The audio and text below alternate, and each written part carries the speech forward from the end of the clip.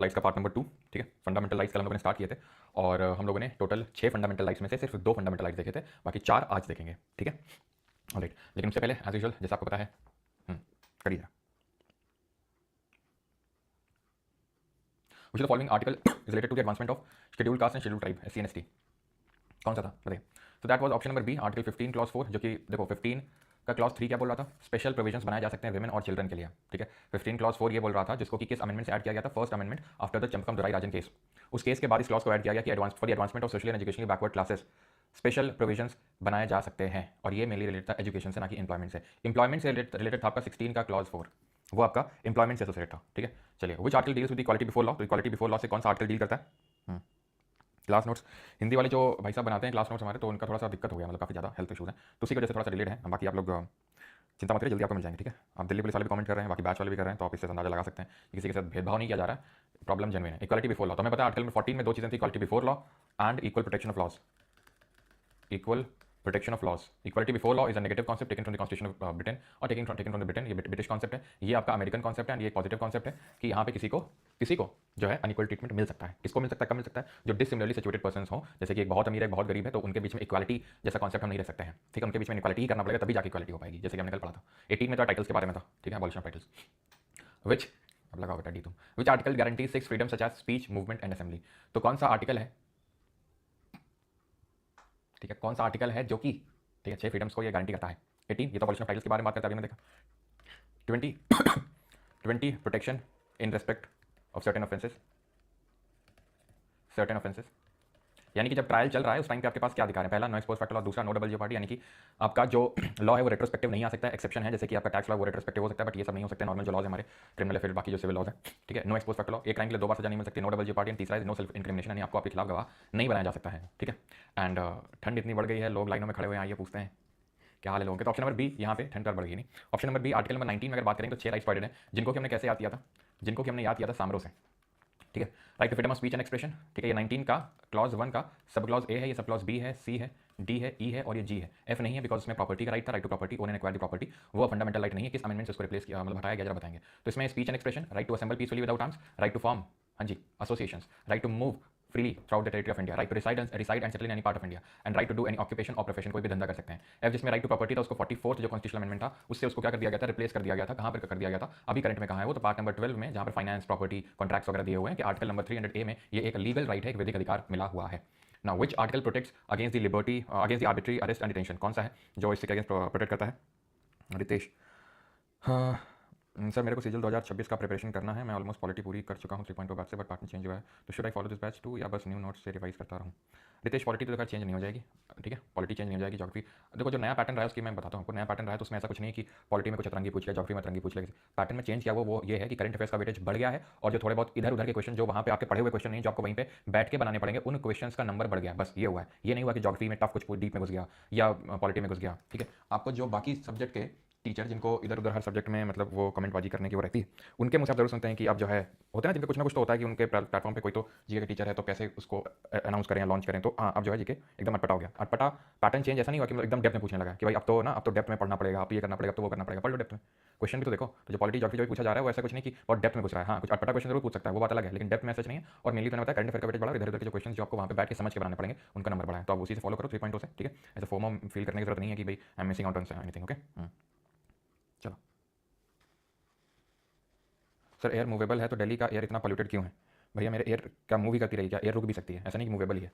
ठीक है, एयर जरूरी नहीं कि मूवी करते रहे, एयर स्टैटिक भी हो सकती है, और सर्दियों के टाइम पे जाता है वो स्टैटिक ही रहती है, ग्राउंड पे रहती है, क्योंकि वो डेंस एयर होती है। सर्दियों में जो ठंडी हवा होती है जो पड़ गया वो डेंस होती है, डेंस एयर हमेशा ग्राउंड की तरफ हाई प्रेशर लगाती है, तो वो नीचे सेटल हो जाती है, बैठी रहती है वो। ठीक है, चलिए तो which article protects arbitrary arrest and detention. So this is article number 22, जब आपका डिटेंशन हुआ, अरेस्ट हुआ हो। ठीक है, तो इसमें जो आपको राइट्स मिले हुए हैं हमें पता है 2 तरीके के होते हैं, प्यूनिटिव एंड प्रिवेंटिव। ठीक है, और ये हम सब देख चुके हैं, प्यूनिटिव जब आपने क्राइम किया, प्रिवेंटिव जब आप क्राइम किया नहीं है लेकिन कर सकते हैं ऐसा अंदेशा है, तब आपको अरेस्ट किया जाता है। 21 तो जानते हैं, right to life and personal liberty है। During national emergency which right is suspended automatically, अपने आप ही सस्पेंड हो जाता है। 21, 19, 14 या 20, कौन सा आर्टिकल है।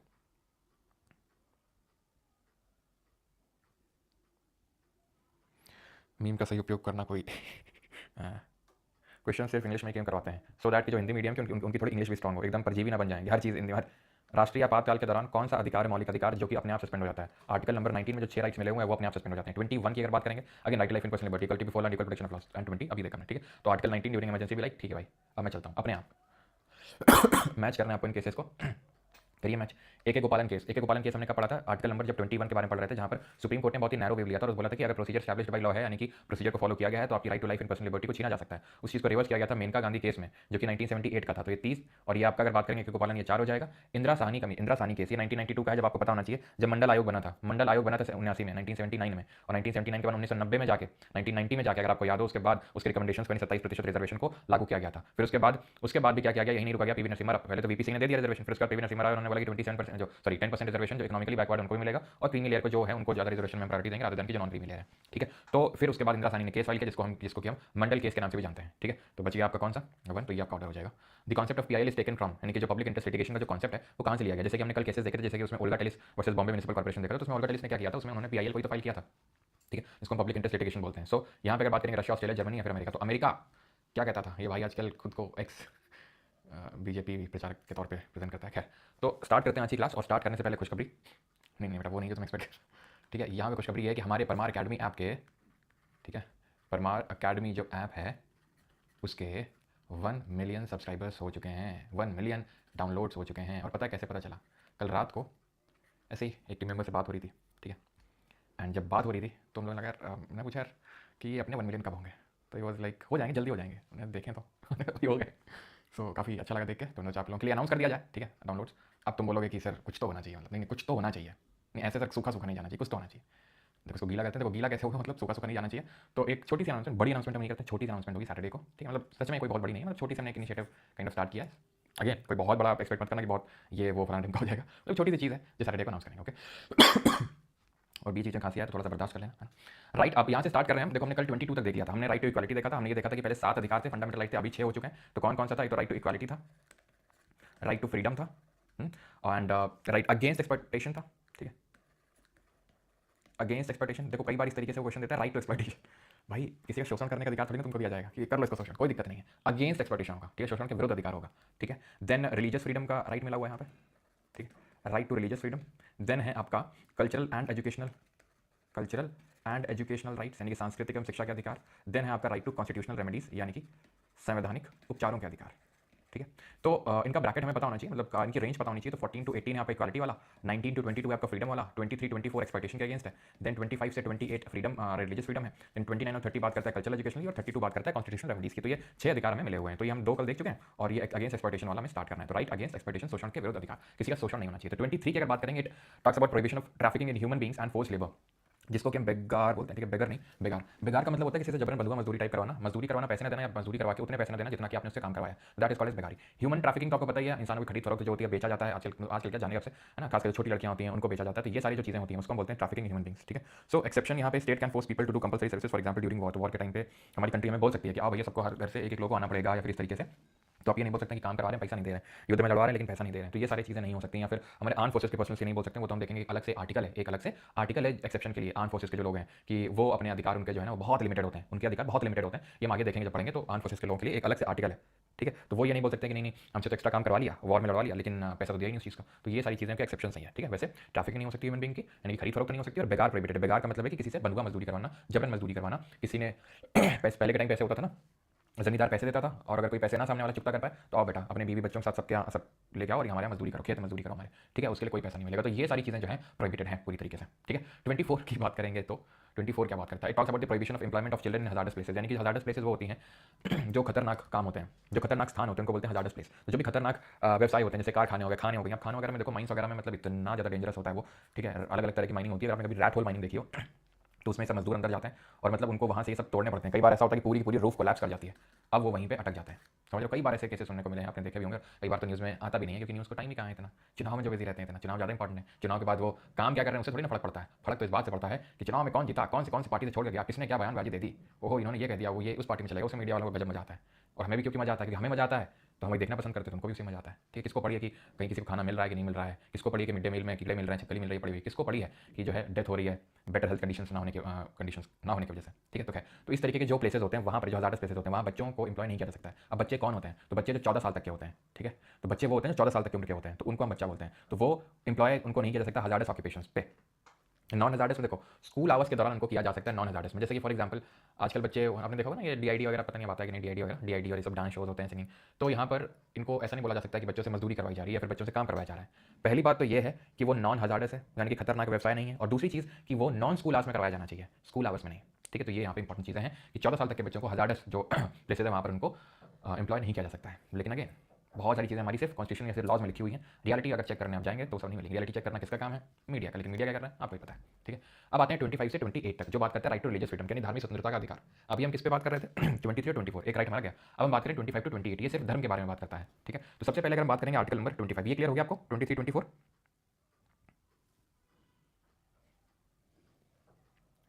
सर तो पैसा नहीं मिलेगा जमींदार का तो दिया तो कोई प्रॉब्लम नहीं, नहीं या बंधुआ मजदूरी नहीं करवा सकते हैं किसी से। ठीक है, चाहे भले किसी ने आपका पैसा लिया है, ठीक है, वो अगर अपनी विल से, अगर अपनी इच्छा से अगर वो सर्विस आप करना चाहता है तो वो अलग बात है, लेकिन जबरदस्ती बंधुआ मजदूरी आप नहीं करवा सकते हैं। ठीक है, इंडियन आइडल भी। और प्रिपेयर कर स्टेटमेंट बेस्ड करंट अफेयर्स, भैया करंट अफेयर होता है स्टेटमेंट बेस्ड, ऐसा नहीं होता, क्वेश्चन पूछने का तरीका होता है वो स्टेटमेंट बेस्ड। ठीक है, अब ऐसा तो नहीं स्टेटमेंट बेस्ड करंट अफेयर कोई अलग से करंट अफेयर तुमको बना के दिए जाएंगे, वो 3-4 फैक्ट को 3 का स्टेटमेंट बना के दे देगा, वो खत्म बात है। तो करंट अफेयर ही ना। तो 25 बात करता है freedom of conscience, free profession, practice and propagation of religion. मतलब यह है कि आप अपने भगवान के साथ किसी भी तरह का रिलेशन रख सकते हैं, अपना कोई भी रिलीजियस बिलीफ या फेथ रख सकते हैं और उसको डिक्लेयर कर सकते हैं ओपनली, उसको बोलते हैं फ्री प्रोफेस। कॉन्शियस का मतलब यह है कि अंतःकरण, मतलब अंतः यानी कि अंदर ही अंदर आप भगवान के साथ किसी भी तरह का आप राधा राधा नाम जप कर रहे हैं, आपके लिए राधा ही सब कुछ है। ठीक है, आपके लिए कृष्ण ही सब कुछ है, आपके लिए भगवान राम ही सब कुछ है, नानक ही सब कुछ है, महावीर ही सब कुछ है। तो वो आपकी और आपके भगवान के साथ रिलेशन है जो आप रखना चाहते हैं। राइट टू प्रोफेस का मतलब ये है कि आप कोई भी रिलीजियस बिलीफ या फेथ जो है आप उसको ओपनली किसी को भी बता सकते हैं, उसमें कोई दिक्कत वाली बात नहीं है। आप कोई भी कुछ भी प्रैक्टिस कर सकते हैं, प्रैक्टिस का मतलब है कुछ भी पूजा कर सकते हैं, कोई भी रिचुअल कर सकते हैं, आपको भगवा पहनना, आपको तिलक लगाना है, आपको टोपी लगानी है, ठीक है, जो करना है आपको, ठीक है, वो आप कर सकते हैं। आपको कोई भी रिलीजियस बिलीफ रखना है, आइडिया आपको, वो आप कर सकते हैं। It depends totally on you, you have right to practise. Right to propagate का मतलब क्या हुआ? राइट टू प्रोपगेट तो इसका मतलब ये कि आप ट्रांसमिट कर सकते हैं और डिसेमिनेट कर सकते हैं अपने रिलीजियस बिलीफ को। ठीक है, यानी कि जैसे आपने देखा होगा जो धर्मगुरु होते हैं, देखा ना, जो बाबा लोग टाइप होते हैं, ठीक है, जैसे कि होते हैं बहुत होते हैं, एग्जाम्पल मैं क्या ही दूँ। ठीक है, तो हर कोई अपने रिलीजन को प्रोपगेट कर सकता है, बट यहाँ पर एक स्टार मार्क है। स्टार मार्क ये है कि कोई जबरन धर्म परिवर्तन नहीं करवा सकता है। इट डज नॉट इंक्लूड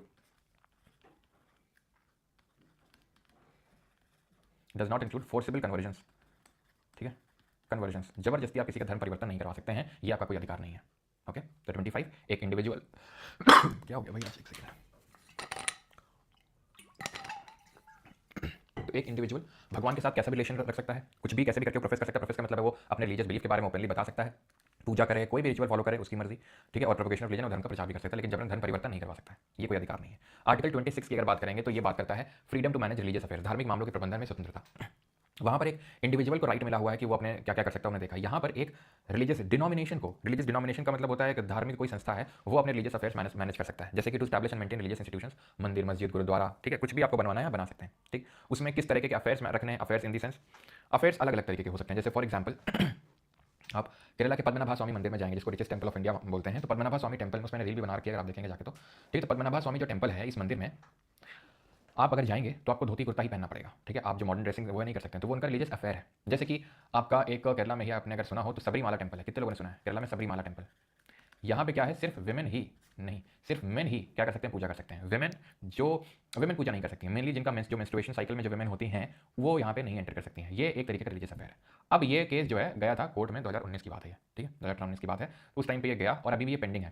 ठीक है, कोर्ट का ऐसा मानना था कि नहीं, मतलब वहाँ पे क्या आ गया था, वहाँ पर इक्वालिटी वाली चीज़ आ गई थी, क्योंकि हमने देखा है ना, राइट टू इक्वालिटी में पढ़ा था, 15 में भी देखा था। 15 में देखा था ना कि जो पब्लिक प्लेसेस है वहाँ पे डिस्क्रिमिनेशन नहीं हो सकता on the basis of religion, race, caste, sex, हाँ, जेंडर। तो जेंडर के बेसिस पे डिस्क्रिमिनेशन नहीं हो सकता है। तो वुमेन का यही कहना था कि भाई हम तो इसमें आर्टिकल 15 का यहाँ पे तो वॉलेशन हो रहा है, हम क्यों नहीं पूजा कर सकते हैं। लेकिन जो रिलीजियस अफेयर जो इंस्टीट्यूशन है, जो सबरीमाला टेंपल जो इंस्टीट्यूशन है, उसका कहना था भैया आर्टिकल 26 में आप देख लो, मैनेज द रिलीजियस अफेयर, हमारा जिस तरीके से हम रिलीजियस अफेयर को मैनेज करना चाहे हम करेंगे, इसमें आपको क्या दिक्कत है, इसमें गवर्नमेंट क्यों उतना ज़्यादा इंटरवीन कर रही है, तो हमारा प्योर रिलीजियस मैटर है। वैसे मैं आपको बता दूं भारत में पॉजिटिव सेक्युलरिज्म है, मतलब यह है कि गवर्नमेंट रिलीजियस अफेयर्स में इंटरफेयर कर सकती है, लेकिन जो कोर रिलीजियस बिलीफ्स होती हैं उस पर गवर्नमेंट जो इंटरफेरेंस नहीं कर सकती है। लाइक कि गवर्नमेंट कल को बोले कि जितने भी मुस्लिम है कल से टोपी नहीं पहनेंगे, या जितने हिंदू है कल से भगवा नहीं तिलक नहीं लगाएंगे, तो ये बहुत ही कोर एकदम रिलीजियस बिलीफ होगी, तो उसमें गवर्नमेंट इंटरफेयर नहीं कर सकती है। तो अभी भी सबरीमाला टेंपल वाला इशू अभी भी होल्ड में है, क्योंकि इसमें बोला गया था कि इतने जजेस की बेंच बैठेगी और वो डिसाइड करेगी। ठीक है, मतलब कमेंट रिमार्क्स तो आए थे सुप्रीम कोर्ट की तरफ से कि हाँ ये गलत है, होनी चाहिए एंट्री।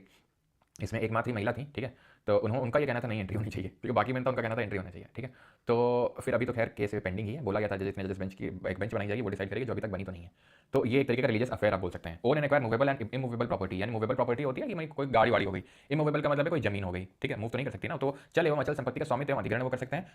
और administer property in accordance with law, कानून के अनुसार संपत्ति का प्रशासन करना, यानी अपने हिसाब से उसको एडमिनिस्टर भी कर सकते हैं उस प्रॉपर्टी को, चाहे वो मूवेबल हो चाहे इमूवेबल हो। यानी कि हम ये समझ में आ रहा है कि 25 में एक इंडिविजुअल को राइट टू रिलीजियस फ्रीडम दी हुई है और 26 में एक रिलीजियस डिनोमिनेशन को, यानी कि एक जो ग्रुप है डिनोमिनेशन, उसको यहाँ पर दिया हुआ है क्या, अधिकार, धार्मिक अधिकार दिया हुआ है। ठीक है, पहला तो एक वो कोई इंस्टीट्यूशन मेंटेन कर सकता है, स्टैब्लिश कर सकता है उसको मेंटेन, अपने हिसाब से रिलीजियस अफेयर्स को यहाँ पर मैनेज किया जा सकता है, और ओनर अक्वायर कर सकते हैं मूवेबल और रिमूवेबल प्रॉपर्टी को, और प्रॉपर्टी उस प्रॉपर्टी को लॉ के हिसाब से एडमिनिस्टर कर सकते हैं। ये क्लॉज है 26 clause A, clause B, clause C, clause D, तो ऑर्डर में याद रखेंगे तो फायदे में रहेंगे। 27 पे आते हैं, अभी हमारा रिलीजियस फ्रीडम खत्म नहीं हुआ है, 25 से 28 तक में, तो 25 देखा, 26 देखा, 27 पे आते हैं।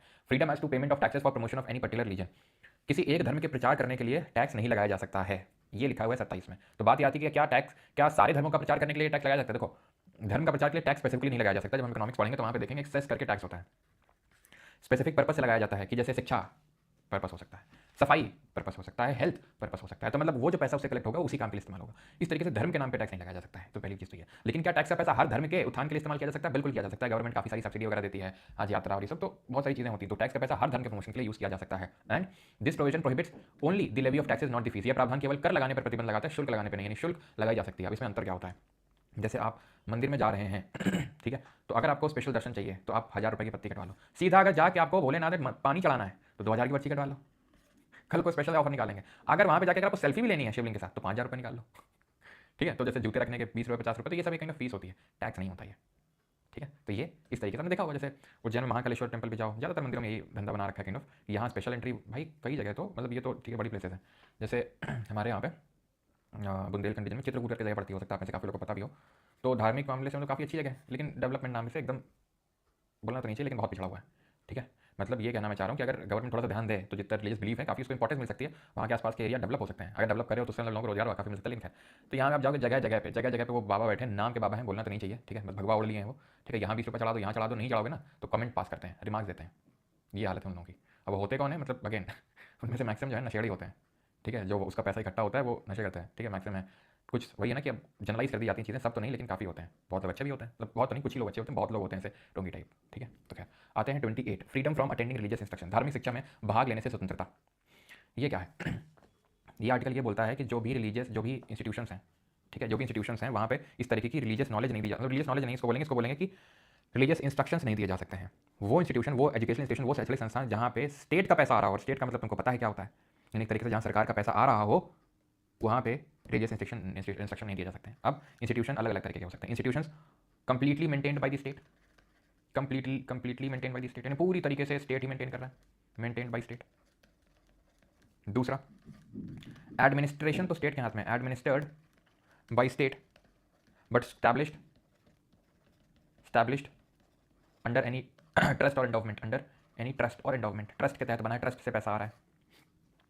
Institution recognised by state, recognition मिल चुकी है, recognised by state, institution receiving aid from the state. अब आप मुझे बताओ कहाँ पे तो बिल्कुल ही प्रोहिबिटेड होगा कोई भी रिलीजियस इंस्ट्रक्शन देना? यहाँ पे कंप्लीटली प्रोहिबिट होगा क्योंकि completely maintained by the state है। यहाँ पे परमिटेड है लेकिन वॉलंटरी बेसिस पे, यानी अगर किसी की इच्छा हो तो ही, यहाँ पे तो दे ही नहीं जा सकते हैं, यहाँ पर अगर उसकी इच्छा हो तो ही। ठीक है, तो permitted on voluntary basis, on voluntary basis. और अगर बी में बात करेंगे तो यहाँ पे परमिटेड है। क्यों परमिटेड है? क्योंकि यहाँ पे पैसा आ रहा है उस एंडोवमेंट या ट्रस्ट से। जैसे कि मान लो कोई मंदिर है, ठीक है, कोई बड़ा सा मान लो तिरुपति मंदिर है, ठीक है, हिंदू मंदिर है, ठीक है, हिंदू मंदिर है, उन्होंने एक इंस्टीट्यूशन बना दिया, चलो भाई ठीक है, उन्होंने एक इंस्टीट्यूशन बना दिया और वहीं से पैसा आ रहा है तिरुपति मंदिर। वहाँ पे बोला जा रहा बच्चों तिलक लगा के आना सभी को, बच्चों ठीक है, सभी लोगों को सुबह आके शिव जी की पूजा करनी है, सभी लोगों को आके विष्णु जी की पूजा करनी है। कंप्लीटली परमिटेड है भाई, वो बिल्कुल दिया जा सकता है। क्यों? अगर नहीं दिया जा सकता तिरुपति मंदिर पागल है क्या? कि वो उस इंस्टीट्यूशन को क्यों बनाएगा ही वो? क्यों फिर अगर वहाँ पे धार्मिक को नहीं दिया सकता है? भाई धर्म का पैसा आ रहा है तो धर्म के तो प्रचार के लिए तो लगाया जाएगा। अगर धर्म का पैसा आ रहा है, ठीक है, धर्म के प्रचार के लिए तो लगाया जाएगा। तो अगर ये प्रोहिबिट कर देंगे कि अगर किसी ट्रस्ट के तहत अगर कोई बनाएगा इंस्टीट्यूशन, उसमें भी नहीं दे सकते रिलीजियस इंस्ट्रक्शन, तो ट्रस्ट बनाएगा ही क्यों उस इंस्टीट्यूशन को? सिंपल सी लॉजिक है।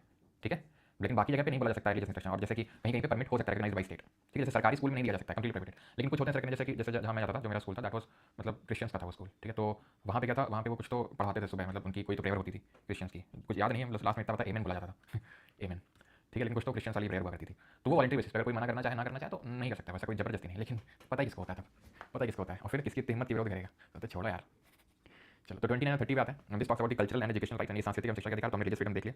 ओके, हाँ, होली क्रॉस में convent school, our Father, hallelujah, हाँ हालेलुया होता था, हालेलुया कौन था हालेलुया वाला? क्यों आमीन नहीं बोलते थे, एमेन बोलते थे, आमीन नहीं, एमेन एमेन भाई पता नहीं व्हाट्स क्वालिफिकेशन। अच्छा चलो ये हम बताएंगे तुमको मैं। तो रिलीजियस फ्रीडम ने देखा 25 एक इंडिविजुअल को मिला हुआ है, 26 एक रिलीजियस डोमिनेशन को मिला हुआ है, 27 टैक्स नहीं लगा सकते हैं, 28 रिलीजियस इंस्ट्रक्शन नहीं दे सकते हैं। अब आते हैं 29 और 30 में जिसको बोलते हैं कल्चरल एजुकेशन राइट एंड सांस्कृतिक एवं शैक्षणिक अधिकार। ठीक है 29 this is any section of citizen. ठीक है पहली बात तो it talks about the protection of interest of minorities. ये जो 29 और 30 है इनको माइनॉरिटी के राइट्स बोल देते हैं, इनको हम माइनॉरिटी के राइट्स बोल देते हैं 20 और 30 को। ठीक है तो इसमें लिखा हुआ है any section of citizen with a distinct language script और culture has the right to conserve it.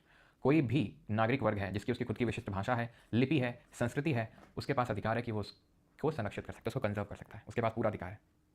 ठीक है वो पूरी तरीके से उसको कंजर्व कर सकता है। ये राइट मिला हुआ है किसको? एनी सेक्शन ऑफ सिटीजन को, which tells us that this is not restricted only to the minorities। ये सिर्फ माइनॉरिटी तक रिस्ट्रिक्टेड नहीं है, बिकॉज लिखा हुआ एनी सेक्शन ऑफ सिटीजन, कोई भी। एनी सेक्शन ऑफ सिटीजन का मतलब है कि कोई भी। ठीक है और कोई भी इसको कर सकता है। ठीक है और जो पहली बात तो ये चीज़ आपको समझ में आनी चाहिए थी। ठीक है यहीं पे एक चीज़ और लिखी हुई है, ठीक है जो यहाँ पे नहीं लिखा हुआ मैं लिख देता हूँ। No citizen shall be denied admission into any educational institution, ये भी इंपॉर्टेंट है, institution maintained by or receiving aid out of state funds। इसका मतलब ये है किसी को भी किसी एक ऐसे इंस्टीट्यूशन में, ठीक है on what ground? On grounds only of religion, race, caste और लैंग्वेज। ठीक है ध्यान समझो इसको।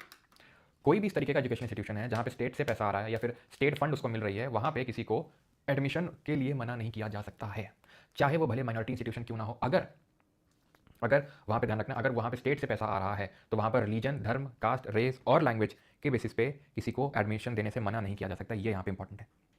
ठीक है ओके ठीक। अब आते हैं 30 पे।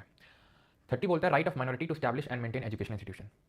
जो अल्पसंख्यक हैं, मैं अभी इसको बहुत ध्यान समझना इसमें। ठीक है मैं जानबूझ के इसको आराम से पढ़ा रहा हूँ क्योंकि इसमें गलतियाँ होती हैं। क्या गलती होती है मैं आपको बताऊंगा। तो जो अल्पसंख्यक हैं उनके पास अधिकार है कि वो कोई भी शैक्षणिक जो संस्थान है उसको बना सकते हैं, स्टेट। ठीक है उसको बना सकते हैं। पहली चीज़ कोई भी एजुकेशन इंस्टीट्यूशन वो बना सकते हैं। लेकिन यहाँ पर आप एक चीज़ नोटिस करो तो आपको देखने को मिलेगा, यहाँ लिखा है right of minorities to establish and education institution. ठीक है यहाँ पे था एनी सेक्शन ऑफ सिटीजन। तो सुप्रीम कोर्ट का यही कहना था कि ये जो 29 वाला अधिकार है, राइट है, ये क्योंकि एनी सेक्शन ऑफ सिटीजन लिखा हुआ है तो it is not restricted only to minorities और टू रिलीजियस और लिंग्विस्टिक माइनॉरिटी। ठीक है अब रिलीजियस माइनॉरिटी क्या होती है? जो धर्म की माइनॉरिटी। और लिंग्विस्टिक माइनॉरिटी क्या है? जो लैंग्वेज के बेसिस पे माइनॉरिटी है। फिर बात ये आई कि माइनॉरिटी जो शब्द है ये इसका मतलब क्या है? What does minority mean?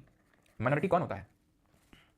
तो एक केस हुआ टीएमए पाई फाउंडेशन केस 2002 में, जहां सुप्रीम कोर्ट ने इस माइनॉरिटी का मतलब बताया। पहली बात तो कॉन्स्टिट्यूशन में कहीं डिफाइन नहीं है, और दूसरी बात यह है कि जब भी इस तरीके का कभी भी क्वेश्चन तुमको देखने को मिले, ये चीज़ बहुत ही क्लियरली डिफाइंड है कॉन्स्टिट्यूशन में। तो अगर तुम्हें पता है कि डिफाइंड है तो ठीक है, और नहीं पता है तो यही मानना कि वो डिफाइन नहीं होगी तभी वो पूछ रहा है। जनरली ज़्यादा चीज़ें डिफाइन नहीं है। तो टीएमए पाई फाउंडेशन केस में सुप्रीम कोर्ट ने ये बोला कि माइनॉरिटी ये स्टेट स्पेसिफिक है। स्टेट स्पेसिफिक है मतलब, अब मैं आपसे पूछूं हिंदू माइनॉरिटी होंगे भारत में? हिंदू माइनॉरिटी होंगे? आप तुरंत बोलोगे ना, लेकिन मैं बोलूंगा हाँ। नागालैंड में चले जाओ, मिजोरम में चले जाओ, मेघालय में चले जाओ, माइनॉरिटी है हिंदू। लेकिन यूपी में हिंदू माइनॉरिटी में होंगे? पंजाब में हाँ होंगे क्योंकि वहाँ पंजाबी ज़्यादा है, तो हिंदू माइनॉरिटी में होंगे। तो माइनॉरिटी उसने बोला सुप्रीम कोर्ट ने स्टेट स्पेसिफिक है, ये कोई जर्नलिस्टिक नहीं है। ठीक है और माइनॉरिटी के जो इंस्टीट्यूशंस हैं उन पे ऑटोनॉमी होनी चाहिए। हुआ यह था कि स्टेट बहुत ज़्यादा इंटरफेयर कर रहा था इन एजुकेशन इंस्टीट्यूशन में जो कि माइनॉरिटी के द्वारा स्टैब्लिश थे। ये जो रिलीजियस इंस्टीट्यूशन जो माइनॉरिटी बनाते हैं इनके पास बहुत सारे अधिकार हैं। अधिकार इनके इतने हैं कि ये तकरीबन मतलब पूरी आधी सीट हम बोल सकते हैं कि रिजर्व कर सकते हैं। ठीक है यानी कि तकरीबन आधी सीट्स रिजर्व कर सकते हैं, 50% सीट्स जो है रिजर्व कर सकते हैं। और जो SC ST OBC रिजर्वेशन चलता है ना, वो यहाँ नहीं चलता है जो माइनॉरिटी इंस्टीट्यूशंस होते हैं। और यहाँ 50% तक सीट्स रिजर्व हो सकती हैं माइनॉरिटीज़ के लिए, 50% सीट्स। ठीक है ये चीज़ ध्यान रखना है। और यहाँ का पूरा एडमिनिस्ट्रेशन जो है वही माइनॉरिटी कम्युनिटी चलाएगी। तो बहुत ज़्यादा इसमें इंटरफेयर नहीं कर सकते हैं, लेकिन हाँ टीएमए पाई फाउंडेशन केस में सुप्रीम कोर्ट का कहना था कि जो बेसिक लॉज हैं देश के उससे बस आपको उनको फुलफिल करना है। ठीक है इट ऑल्सो इंक्लूड्स, जो आर्टिकल 30 का ध्यान रखना, it also includes right of minority to impart education to its children in its own language यानी अपनी भाषा में उसको शिक्षित भी कर सकता है वो कोई। तो ये आर्टिकल 30 में हिडन राइट है काइंड ऑफ। ठीक है जैसे 29 में है कि no citizen shall be denied admission into any education institution maintained by the state और receiving aid out of the state funds only on grounds only of religion, race, caste, language. Sex नहीं है यहाँ पे, यानी उस basis पे discrimination हो सकता है।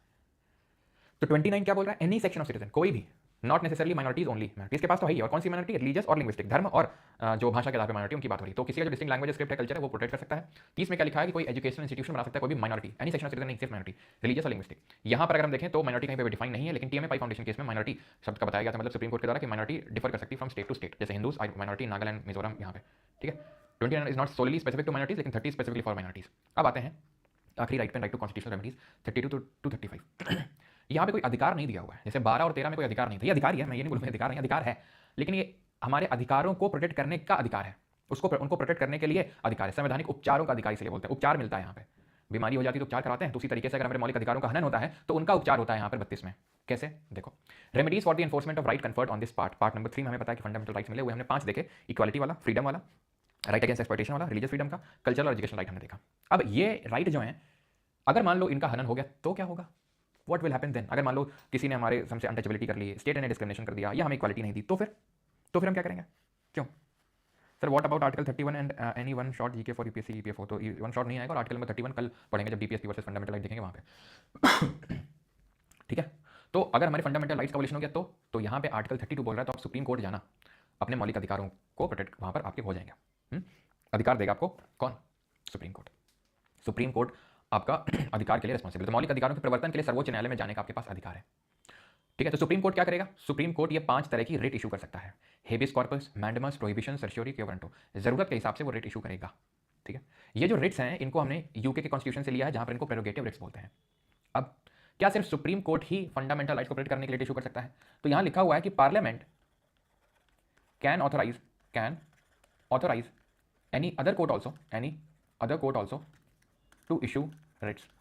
ठीक है, रिट्स को इशू करने के लिए किसी और कोर्ट को भी पार्लियामेंट पावर दे सकती है, तो ये पावर पार्लियामेंट ने दी हाई कोर्ट्स को भी। अंडर आर्टिकल नंबर 226 1950 से पहले बॉम्बे, कलकत्ता और मद्रास, सिर्फ 3 हाई कोर्ट के पास पावर थी कि वो रिट इशू कर सकती हैं, लेकिन उसके बाद अभी अगर देखें तो कोई भी देश की हाई कोर्ट, जितनी भी हाई कोर्ट है, सारी रिट इशू कर सकती हैं। ठीक, लेकिन अंतर क्या है सुप्रीम कोर्ट का हाई कोर्ट के रिट में, supreme court can not refuse to issue writ, high court can refuse to issue writ, वो मना नहीं कर सकता सुप्रीम कोर्ट, हाई कोर्ट मना कर सकता है। सुप्रीम कोर्ट इसलिए नहीं मना कर सकता क्योंकि 32 एक हमारा मौलिक अधिकार है, 226 कोई मौलिक अधिकार नहीं, वो तो पार्लियामेंट ने पावर दे दी एडिशनल कि तुम भी कर सकते हो रिट इशू। क्यों दे दी पावर, ताकि सब लोग सुप्रीम कोर्ट में एकदम मुंह उठा के ना चले आए, क्योंकि वैसे ही पेंडेंसी ऑफ केसेस इतनी है, तो supreme court should be matter of last resort, और होता भी है। जब सुप्रीम कोर्ट में डायरेक्टली जाते हो तो सुप्रीम कोर्ट पहले आपसे यही पूछेगा कि आप हाई कोर्ट गए थे, तो हाई कोर्ट इसीलिए उनको पावर दी गई है। ठीक है, बट हाई कोर्ट रिफ्यूज कर सकते हैं, मना कर सकते हैं, सुप्रीम कोर्ट नहीं कर सकता, क्योंकि ये 32 अपने आप में एक मौलिक अधिकार है। इसीलिए इसको heart and soul of constitution बोला था किसने, ये बोला था अंबेडकर जी ने। ठीक है, ये बी आर अंबेडकर जी ने बोला था कि संविधान की हृदय व आत्मा है, ऐसा अंबेडकर जी का कहना था, ध्यान रखना आपको। ठीक है, ऐसा अंबेडकर जी का कहना था, ध्यान रखना आपको। ठीक है, तो ये हो गया दूसरा point, it can only issue writs when there is violation of fundamental rights only, यानी कि मौलिक अधिकारों का अगर हनन हुआ है तभी सुप्रीम कोर्ट जाना, लेकिन अगर लीगल राइट्स का वायलेशन हुआ है तो सुप्रीम कोर्ट नहीं जा सकते हो, तो आप हाई कोर्ट जा सकते हो। यानी कि जो हाई कोर्ट है वो ना सिर्फ एनफोर्समेंट ऑफ फंडामेंटल राइट्स बल्कि लीगल राइट्स को भी वो कर सकता है, उनके लिए भी अगर उनका वायलेशन भी हुआ तो भी वो रिट इशू कर सकता है। ठीक, jurisdiction through the territory of India, Bharat में पूरा कहीं पे भी नहीं जुरिसडिक्शन पूरे भारत में, लेकिन हाई कोर्ट का सिर्फ उसी राज्य तक है, या फिर अगर उससे कोई रिलेटेड मैटर है तो वो कर सकता है, नहीं तो सिर्फ उसी राज्य तक सीमा उसकी रहती है हाई कोर्ट की। सुप्रीम कोर्ट आप देखो तो पूरे देश में, तो अगर हम देखें तो सुप्रीम कोर्ट का जो जुरिसडिक्शन है वो नैरो है, इसका वाइड है। ठीक है, इसीलिए बोलते हैं, ठीक है, rate jurisdiction of high court is wider, लेकिन अगर हम टेरिटोरियल सेंस में देखें, जुरिसडिक्शन देखें, तो जुरिसडिक्शन सुप्रीम कोर्ट की ज़्यादा है कंपेयर टू हाई कोर्ट। अब यहाँ पर हम एक एक करके जो 5 रेट हैं उनको देखने वाले हैं। ठीक है, सो पहली रेट है हेबियस कॉर्पस, जिसका मतलब होता है to have the body of, हाँ, उसका शरीर लेके आओ। ठीक है, उसका शरीर लेके आओ, उसका शरीर क्यों लेके आना है, क्यों भैया उसका शरीर लेके क्यों आना है, इसलिए लेके आना है क्योंकि उसका अनलॉफुल तरीके से डिटेंशन हो गया। जैसे कि मैंने तुम्हें कल एक एग्जांपल दिया था कि ये तुम हो और ये चलो ये दुनिया जीने नहीं देगी, स्कॉर्पियो मिल गई बीच में, मैडम जी तो घर में आराम से पकौड़े तल रही हैं और तुम्हारे यहाँ पकौड़े तले जा रहे हैं, तुमको जो है इन लोगों ने धर लिया, ओमनी लेके आए और धर लिया तुमको एक। ठीक है, अब तुम्हारे दोस्त को जब पता चली कि जो है पिंटू जो है अपना दिख नहीं रहा बहुत दिन से, फिर जब उसने जो है खंगवाला पता लगाया तो पता चला कि जो है तुम भागने के फिराक में थे और तुम धर लिए गए हो। ठीक, तो तुम्हारा दोस्त क्या कोर्ट जाएगा और बोलेगा सुप्रीम कोर्ट से कि हमारा दोस्त जो है मिल नहीं रहा है, हमें ये है कि इन लोगों ने धरा है। ठीक है, तो सुप्रीम कोर्ट क्या करेगा, हेबियस कॉर्पस रिट इशू करेगा और बोलेगा पुलिस को कि उसको लेके आओ, उसका शरीर लेके आओ, to have the body. That means ये रिट इशू करने के लिए ऐसा नहीं है कि जो पीड़ित है उसी को जाना पड़ेगा। क्यों, अब ये तो नहीं बोलेगा ना ये कि भैया हमको जब छोड़ दो, हम थोड़ा सा सुप्रीम कोर्ट चले जाएं, वहाँ रिट इशू करवा ले थोड़ा वकील से, फिर जो है हमें वो कर लेना, मतलब बंदी बना लेना, एक बार हम रिट इशू करवाएं ताकि हमारा केस आगे बढ़े। ऐसा तो नहीं होगा, किसी को उसकी मदद के लिए आना पड़ेगा इसी तरीके से। ठीक है, जरूरी नहीं कि जो एग्रीव्ड पर्सन हो वही कोर्ट जाए, क्योंकि एग्रीव्ड पर्सन को तो डिटेंशन कर दिया गया है। ओके, तो एक केस है इसमें ADM Jabalpur versus Shivkant Shukla case 78 का 1978 का। तो आपको सॉरी 78 बोल रहा हूँ 75 का। तो आपको पता है 1975 में 1975 में नहीं पता तो जान लो आपातकाल लगा था। आई थिंक सभी को पता होगा इंदिरा गांधी के टाइम इंदिरा गांधी ने लगाया था इसको 1975 में। जिसमें क्या हुआ था सारे जो पॉलिटिशियंस थे ऑपोजिशन के उनको जेल में डला दिया था। थोड़ा मैंने आपको हिंट दिया था कल राजनारायण जी के बारे में जब बता रहा था 1971 में चुनाव हुआ था फिर 75 में उन्होंने बोला था 1975 में चैलेंज किया था कि उन्होंने गलत तरीके से चुनाव लड़ा है और हमें कुछ डॉक्यूमेंट चाहिए। तो वहाँ से राइट टू इन्फॉर्मेशन एक फंडामेंटल राइट अंडर आर्टिकल 21 वो निकल के आया था। तो पॉलिटिशियन को जब जेल में डाल दिया गया उनका डिटेंशन एक तरीके से अनलॉफुल तरीके से हुआ ना। उनका डिटेंशन तो अनलॉफुल तरीके से हुआ। वैसे आप यहाँ पे एक गोपालन केस को भी रिकॉल कर सकते हैं 1950 का जहाँ पर प्रिवेंटिव डिटेंशन जो लॉ था प्रिवेंटिव डिटेंशन लॉ के तहत उनको धर लिया गया था। फिर वो कोर्ट गए थे कोर्ट ने बोला था नहीं वो हम नहीं कर सकते because procedure established by law को फॉलो किया गया और ड्यू प्रोसेस ऑफ लॉ तो चलता ही नहीं इंडिया में। तो उसको भी आप इसी से रिलेट कर सकते हैं हेबियस कॉर्पस से। एडीएम जबलपुर को फेमस हेबियस कॉर्पस केस के नाम से जानते हैं। सॉरी तो जब इनको धर लिया गया दैट इज एडीएम मतलब जब अपोजिशन लोगों को धर लिया गया तो ये गए कोर्ट हाई कोर्ट ने बोला कि ये गलत है उन लोगों को छोड़ा जाना चाहिए यानी कि इन लोगों के फेवर में उसने डिसीजन दे दिया। जब इनके फेवर में डिसीजन दे दिया तो जो गवर्नमेंट है सरकार केंद्र सरकार वो सुप्रीम कोर्ट पहुंची और सुप्रीम कोर्ट में 4:1 का जजमेंट पास हुआ गवर्नमेंट के फेवर में कि आपके जो भी अधिकार है वो कानून से मिले हुए हैं तो कानून उनको छीन भी सकता है और आपके अधिकार नॉर्मल कंडीशंस में इस तरीके का इमरजेंसी सिचुएशन में नहीं है कि उस टाइम इमरजेंसी लगी हुई थी आपातकाल लगा हुआ था तो आपातकाल के दौरान आपके अधिकार नहीं है। ये सिर्फ कब है जब नॉर्मल सर्कमस्टांसेस चल रहे हैं तब 4:1 ये जो 1 थे उनका नाम था justice H R Khanna. He was the senior most जज ठीक है ये अपोजिशन में थे। इनका कहना था ये खैरात नहीं है जो जीवन मिला हुआ है खैरात नहीं है जो अधिकार है खैरात का अधिकार नहीं है ये कोई कानून नहीं दिए हैं ये एक बेसिक फंडामेंटल राइट्स है किसी के लिए ठीक है जीने के लिए विद डिग्निटी इनको नहीं छीना जा सकता चाहे भले कोई इमरजेंसी क्यों ना लगी हो। He was about to become the chief justice of India according to his seniority तो जिस हिसाब से इनकी सीनियरिटी थी उस हिसाब से इनको सीजीआई बनना था लेकिन ये सीजीआई नहीं बन पाया। क्यों नहीं बन पाया ऑब्वियस बात है गवर्नमेंट के अगेंस्ट में इन्होंने फेवर दिया था। भले यहाँ पे गवर्नमेंट के पक्ष में निर्णय गया क्योंकि जो मेजॉरिटी बोलेगी वही होगा लेकिन इनका जो ये जजमेंट आया था काफी फेमस जजमेंट था जिसको अभी 2017 जो 18 का जो था केस पुट्टर स्वामी जजमेंट जिसको आधार केस के नाम से जानते हैं या फिर राइट टू प्राइवेसी केस के नाम से भी जानते हैं कल जिसके बारे में बताया था राइट टू प्राइवेसी वाला उसमें सुप्रीम कोर्ट ने इन्हीं के जजमेंट का वो किया था ठीक है कोर्ट किया था और इन्हीं के जजमेंट को पुश किया था कि अधिकार जो है ये कोई हमें खैरात में नहीं मिले हुए हैं ठीक है ये हमारे मूलभूत अधिकार है ओके ठीक है। तो it is related to the personal liberty ठीक है। तो बंदी प्रत्यक्षीकरण आप समझ गए कि जब किसी का अनलॉफुल तरीके से डिटेंशन हो तब। अब यहाँ पर अगर मैं बात करूँ कि ये रेट किसके खिलाफ इशू नहीं की जा सकती अगर इस तरह के मतलब इस तरीके की बात हो किसी के खिलाफ इशू नहीं की जा सकती है तो अगर डिटेंशन लॉफुल तरीके से हो ठीक है यानी कि इफ डिटेंशन इज लॉफुल कानून के हिसाब से किसी को धरा गया है तो ठीक। इफ या तो और if the detention is outside detention is outside the jurisdiction of court outside the jurisdiction of court jurisdiction of court ठीक है। Detention is for contempt of legislature और court for contempt of legislature और court. इसका example मैं दे देता हूँ आपको। रिसेंट में 2-3 साल पहले यूपी की विधानसभा ने एक आईएएस ऑफिसर और कुछ पुलिस वालों को बुलाया और उनको एक दिन की काल कोठरी में जो विधानसभा रहती है वहाँ पर उनको काल कोठरी की सजा सुनाई मतलब एक दिन उन लोगों को बंद करके रखो।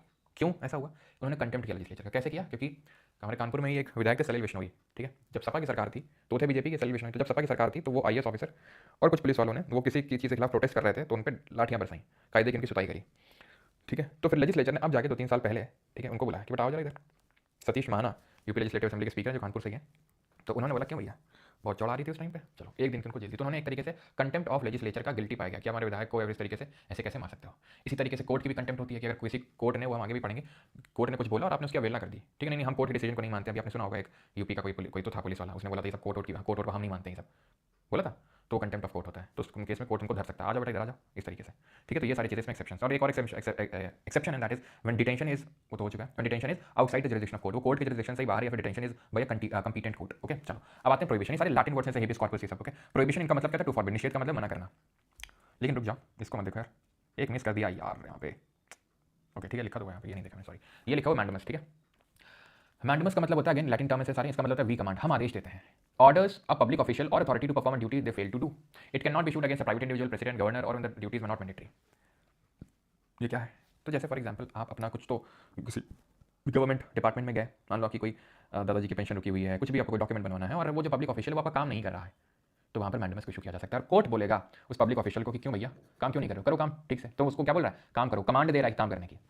लेकिन कमांड तभी दी जा सकती है अगर वो पब्लिक ऑफिशियल है तो मान लो मैं हूँ और मैं काम नहीं कर रहा हूँ कैसे मैं लेक्चर ले ही नहीं रहा हूँ तो तुम मेरे कोर्ट नहीं जा सकते ये लेक्चर क्यों नहीं ले रहे क्यों क्योंकि मैं कोई पब्लिक ऑफिशियल गवर्नमेंट का नुमाइंदा नहीं हूँ या सरकार मुझे पैसा नहीं दे रही है समझ रहा यानी कि ये प्राइवेट इंडिविजुअल के खिलाफ भी इशू की जा सकती है लेकिन तब व्हेन दैट प्राइवेट इंडिविजुअल और that institution is working with for the government ठीक है वो गवर्नमेंट के बिहाफ पे काम कर रहा है या फिर वो गवर्नमेंट से पैसा उठा रहा है तो स्टेट से पैसा उठा रहा है तो नहीं इन जनरल प्राइवेट इंडिविजुअल के खिलाफ इसको नहीं इशू किया जा सकता है। इशू कब किया जा सकता है ना पता है या फिर वो काम मैंडेटरी नेचर का नहीं है यानी कि वो काम अगर मैंडेटरी नेचर का नहीं है कि नहीं उसको करना ही पड़ेगा, वॉलंटरी नेचर का कि भाई कर देना अगर मन हो तो मना भी कर सकता है। ठीक है, ये रेट इशू नहीं की सकती प्राइवेट इंडिविजुअल के खिलाफ, अगर वर्क मैंडेटरी नेचर का नहीं है, प्रेसिडेंट के खिलाफ, गवर्नर के खिलाफ, चीफ जस्टिस है हाई कोर्ट के उनके खिलाफ।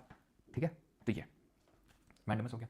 प्रोहिबिशन टू फॉरबिड, मना कर रहा है, वो क्या बोल रहा है, काम करो, कमांड दे रहा है, करो, हम आदेश दे रहे हैं कि काम करो। प्रोहिबिशन क्या बोल रहा है, मत करो, रुक जाओ वहीं पे, आगे मत बढ़ो। Issued by superior court to a lower court to prevent the latter from exceeding its jurisdiction.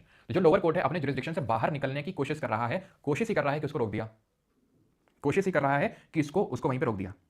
ठीक है, क्योंकि आपका वो जुरिसडिक्शन नहीं है। क्या जुरिसडिक्शन नहीं है, कैसे, जैसे कि एग्जांपल दीजिए सर। अब सुपीरियर कोर्ट इशू कर सकता है लोअर कोर्ट के लिए, यानी कि वो सुप्रीम कोर्ट हो सकता है सुपीरियर कोर्ट, और लोअर कोर्ट हो सकता है हाई कोर्ट, या सुपीरियर कोर्ट हो सकता है हाई कोर्ट और लोअर कोर्ट हो सकता है डिस्ट्रिक्ट कोर्ट, सेशंस कोर्ट। तो वो जो सुपीरियर कोर्ट है, ठीक है, ये बोलेगा कि जो जैसे फॉर एग्जांपल अगर कोई हाई कोर्ट अपने जुरिसडिक्शन से बियॉन्ड यानी कि कुछ ऐसा निर्णय दे रहा है, जैसे मान लो इलाहाबाद हाई कोर्ट है, वो निर्णय दे रही है कुछ तो महाराष्ट्र से संबंधित, तो सुप्रीम कोर्ट बोलेगा रुको रुको रुको, आप महाराष्ट्र के उसमें क्यों इंटरफेयर कर रहे हो, वो महाराष्ट्र हाई कोर्ट देखेगी। तो ये हो गया टू फॉरबिड, टू मना करना कि भाई अपने जो काम है वही करो, अपने काम से काम रखो। सर्शियरी का मतलब है to be certified, it is preventive nature का, इट इज क्यूरेटिव नेचर का, मतलब ये प्रिवेंट कर रहा है, भाई रुको यार रुको, कहाँ जा रहा है, ये क्या है, ये बोल रहा है, वो चला गया है, लोअर कोर्ट अपने जुरिसडिक्शन से बाहर जा चुका है, वो जा चुका है, यहाँ के जाने की कोशिश कर रहा था, रोक लिया गया, यहाँ के वो जा चुका है, वो lower court has acted beyond it's jurisdiction, तो उसको नलीफाई करना, क्वैश करना और उसको ट्रांसफर कर लेना, या तो किसी और को ट्रांसफर कर देना, तो मेनली खुद पे ट्रांसफर कर लेना कि क्या कर रहे हो। जैसे कि सदगुरु का जो आश्रम है ईशा फाउंडेशन का, तो तब मुझे मद्रास हाई कोर्ट है, उसने निर्णय दे दिया कि भाई पुलिस जो है, पुलिस जाओ यहाँ पे जरा देखो इनका, देखो अंदर सभी क्या चल रहा है। ठीक है, अंदर जाके देखो क्या चल रहा है। ठीक है, सुप्रीम कोर्ट ने क्या बोला, बेटा जो तुम हरकत कर दी सो कर दी, दोबारा हरकत मत करना, और जो भी केस है उसको अब हम लेते हैं उसको। तो सर्शियरी का मतलब है कि किसी ने अपने जुरिसडिक्शन से बियॉन्ड एक्ट कर दिया है और उसको क्वैश करके उसको अपने अंडर में लेना, that is सर्शियरी। So it is of preventive nature का, प्रिवेंट कर रहा है, एंड सर्शियरी ये आपका क्यूरेटिव नेचर का है। ठीक है, and the last it is क्यो वारंटो।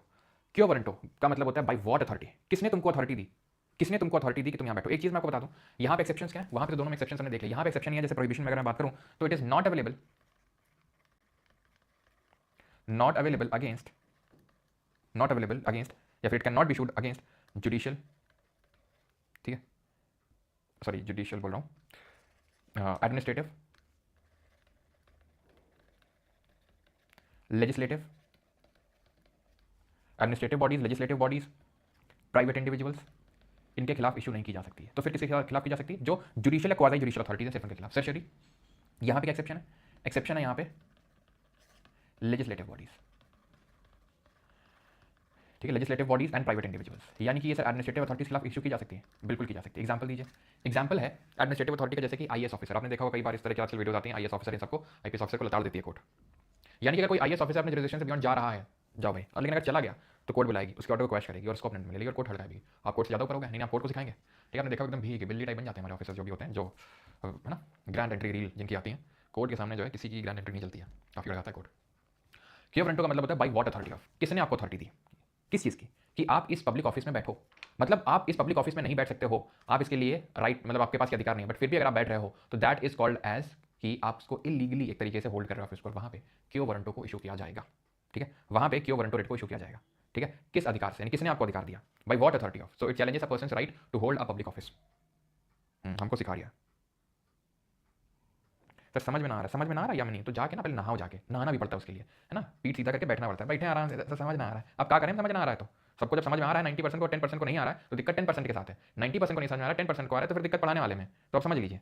ठीक है, हाँ देखो एक बोल रहा है बहुत स्लो पढ़ा रहे हैं, एक को बहुत फास्ट लग रहा है, सबकी अपनी अपनी दिक्कतें हैं। थोड़ा सा तेज कर दो बहुत फास्ट हो गया, थोड़ा सा धीमे बढ़ा दो, नहीं हमें तो बहुत स्लो लग रहा है, थोड़ा सा तेज में हमें तो समझ, टाइप कर देता हूँ थोड़ा सा, सर समझ नहीं आ रहा है, अच्छा नहीं आ रहा है, चलो ये फिर तुमको क्या लगता है ये करूँगा मैं, इतना आराम से पढ़ाने के बाद भी, हर एक में एग्जाम्पल कोट करने के बाद भी तुमको नहीं समझ में आ रहा है, तो मुंह धो जाके तुम समझ रहे। हाँ, अब आ जाओ 33 में, तो हमने क्या देखा, हमने अभी रेट देखी 5, habeas corpus, mandamus, prohibition, सर्शियरी and क्यो वारंटो। तो हेबियस कॉर्पस में क्या देखा, किसी को अगर अनलॉफुल तरीके से डिटेंशन हो गया है, किसी को अनलॉफुल तरीके से धर लिया गया है, कानून में कोई प्रावधान नहीं है कि अगर इसने कुछ किया इस तरीके से तो उसको धर लिया जाएगा, लेकिन धर लिया गया। जैसे फॉर एग्जांपल मान लो रात में बहुत लाउड म्यूजिक बज रहा है, मैंने शिकायत कर दी पुलिस में, पुलिस वाले मेरे को धर ले गए, ठीक, तो अनलॉफुल डिटेंशन है, वहाँ पर इशू किया जाता है। देन मैंडेमस में कोई अगर गवर्नमेंट ऑफिशियल कोई मैंडेटरी काम नहीं कर रहा है तो उसको इशू किया जा सकता है। कब नहीं किया जा सकता है, प्रेसिडेंट के खिलाफ, गवर्नर के खिलाफ, chief justice of high court के खिलाफ, वो काम मैंडेटरी नहीं है, या फिर प्राइवेट इंडिविजुअल के खिलाफ। प्रोहिबिशन हायर कोर्ट या फिर सुपीरियर कोर्ट, हाई कोर्ट नहीं बोल रहा हूँ, सुपीरियर कोर्ट, इंफीरियर कोर्ट का लोअर कोर्ट को उसके जुरिसडिक्शन से जाने से रोकता है, प्रोहिबिट करता है, मना करता है। To forbid, habeas corpus to have the body of mandamus, we command, prohibition we forbid. Certiorari में क्या हो रहा है, वहाँ पे उसका मतलब होता है to be certified of, curative nature का है, कोई अपने जुरिसडिक्शन से बाहर निकल गया है तो उसको क्या कर रहे हैं, उसके ऑर्डर को क्वैश कर रहे हैं, नलिफाई कर रहे हैं, उस पर्टिकुलर केस को अपने अंडर में ले रहे हैं, दैट इज कॉल्ड सर्शियरी। एंड क्यो वारंटो का मतलब होता है बाई व्हाट अथॉरिटी ऑफ, किसने आपको अथॉरिटी दी कि ये ऑफिस को आप होल्ड करोगे। यानी कि अगर किसी ऑफिस को कोई होल्ड करने के लिए एलिजिबल नहीं है, लाइक फॉर एग्जाम्पल आपको पता चला कि यार ये जो बंदा है आईएएस बना बैठा है, ठीक है, और ये इसके फर्जी तरीके से या फिर इसने गलत तरीके से लिया, जैसे पूजा खेड़कर टाइप, तो वहाँ पर क्यू वारंट इशू की जा सकती है। अगर आपको लग रहा है कि इसके लिए एलिजिबल नहीं है लेकिन फिर भी ऑफिस को होल्ड कर रहा है, तो वहाँ पर क्यू वारंट इशू किया सकता है। अब आते हैं 33 में, और हार्ट एंड सोल तो मैंने आपको बता दिया था, अम्बेडकर जी ने बोला था। ठीक, अब आते हैं आर्टिकल नंबर 33 पे। It empowers the parliament to restrict the fundamental rights to the members of the armed forces, police and intelligence agencies to ensure proper discipline and duty. 50th amendment से, ठीक है, 1984 में। पहले तो ये समझ लो है क्या मतलब इसका। तो मतलब इसका ये है कि जो भी आर्म फोर्सेस के पर्सनल से उनके लिए राइट रेस्ट्रिक्ट किए जा सकते हैं, और वो इस बात को लेकर चिल्ला नहीं सकते हैं कि नहीं हमारे राइट्स को रिस्ट्रिक्टेड है। जैसे आपने सुना होगा कई बार, अगर आपके घर में भी अगर कोई फोर्सेस में होगा, चाहे वो आर्मी हो, नेवी हो, एयरफोर्स हो, या फिर कोई भी सीएपीएफ हो, ठीक है, जैसे सीआरपीएफ, सीएसएफ, ये सब, और अगर आपके घर में जो भी है वो कांस्टेबल, हेड कांस्टेबल इस रैंक में है, तो उनसे आप पूछिएगा, आपको पता भी होगा कि कितने क्या अधिकार होते हैं। ठीक है, यानी कि आप कुछ भी इस तरीके से कुछ ज़्यादा बोल नहीं सकते हैं, नहीं तो डिसिप्लिनरी एक्शन ले लिया जाता है आपके नाम पे, डिसिप्लिन के नाम पे कुछ भी हो जाता है। ठीक है, खाली बैठो आवड़ा घास छिल दो आके, तो आप ये नहीं बोल सकते ये तो हमारे आर्टिकल नंबर 23 का आनंद है। आप ऐसा नहीं कुछ भी बोल सकते हो। ठीक है, सोशल मीडिया में वर्दी के साथ फोटो डाल सकते हो सब कुछ, ये बोलो नहीं ये तो मेरा राइट टू एक्सप्रेस है, मैं तो खुद को एक्सप्रेस कर रहा था। जैसे एक आईएएस ऑफिसर है दुर्गा शक्ति नागपाल का हस्बैंड, जब उसको यहाँ पर यूपी में चुनाव थे, तो पूरा ऑफिशियल के साथ भौकाल बना रहा है, गाड़ी वाली के साथ ऑब्जर्वर को बनाया गया था फोटो, तो उसको तुरंत सस्पेंड किया गया। ठीक है, वो ये नहीं बोल सकता कि नहीं ये तो मैं खुद को एक्सप्रेस कर रहा था। वैसे तो बहुत ही ज़्यादा एक्सप्रेस करता है खुद को, विकलांग कोटे से आईएएस बना है वो। ठीक है, तो ये खैर वो आर्म फोर्सेस का तो नहीं है, लेकिन मैं आर्म फोर्सेस की यहाँ पर स्पेसिफिकली बात करूँ, बिकॉज ये जो आर्टिकल है ये आर्म फोर्सेस की बात करता है। पुलिस और जो बाकी इंटेलिजेंस एजेंसीज हैं, वो ये जैसे इंटेलिजेंस, जैसे जो लोग आईबी में होते हैं, पब्लिकली डिक्लेयर नहीं कर सकते मैं आईबी में हूँ, तो वो ये नहीं बोल सकते मैं क्यों नहीं कर सकता हूँ, तो मेरा अधिकार है। तो आर्टिकल 19 क्लॉज 1 है, क्लॉज ए है, राइट टू स्पीच एक्सप्रेशन, वो ये सब नहीं बोल सकते हैं सब। ठीक है, ओके, ठीक है, तो ये चीज़ है यहाँ पे। तो ये आर्टिकल नंबर 33 में इन लोगों के जो राइट्स आर्म फोर्सेस के वो रिस्ट्रिक्टेड हैं, वो रिस्ट्रिक्ट किए जा सकते हैं। 34 talks about advice for the restriction on fundamental rights while martial law is in force. यानी कि अगर मार्शल लॉ का मतलब है कि एक तरीके का मिलिट्री रूल, अगर मिलिट्री का रूल है, मिलिट्री रूल मतलब वहाँ पर मिलिट्री रूल लगा हुआ है। जैसे कि फॉर एग्जांपल इंडिपेंडेंट इंडिया में तो आज तक कभी लगा नहीं है ये, लेकिन आप जलियांवाला बाग हत्याकांड के बारे में आपने जरूर सुना होगा, वहीं से लिया भी हमने मार्शल लॉ को, यूके से ही।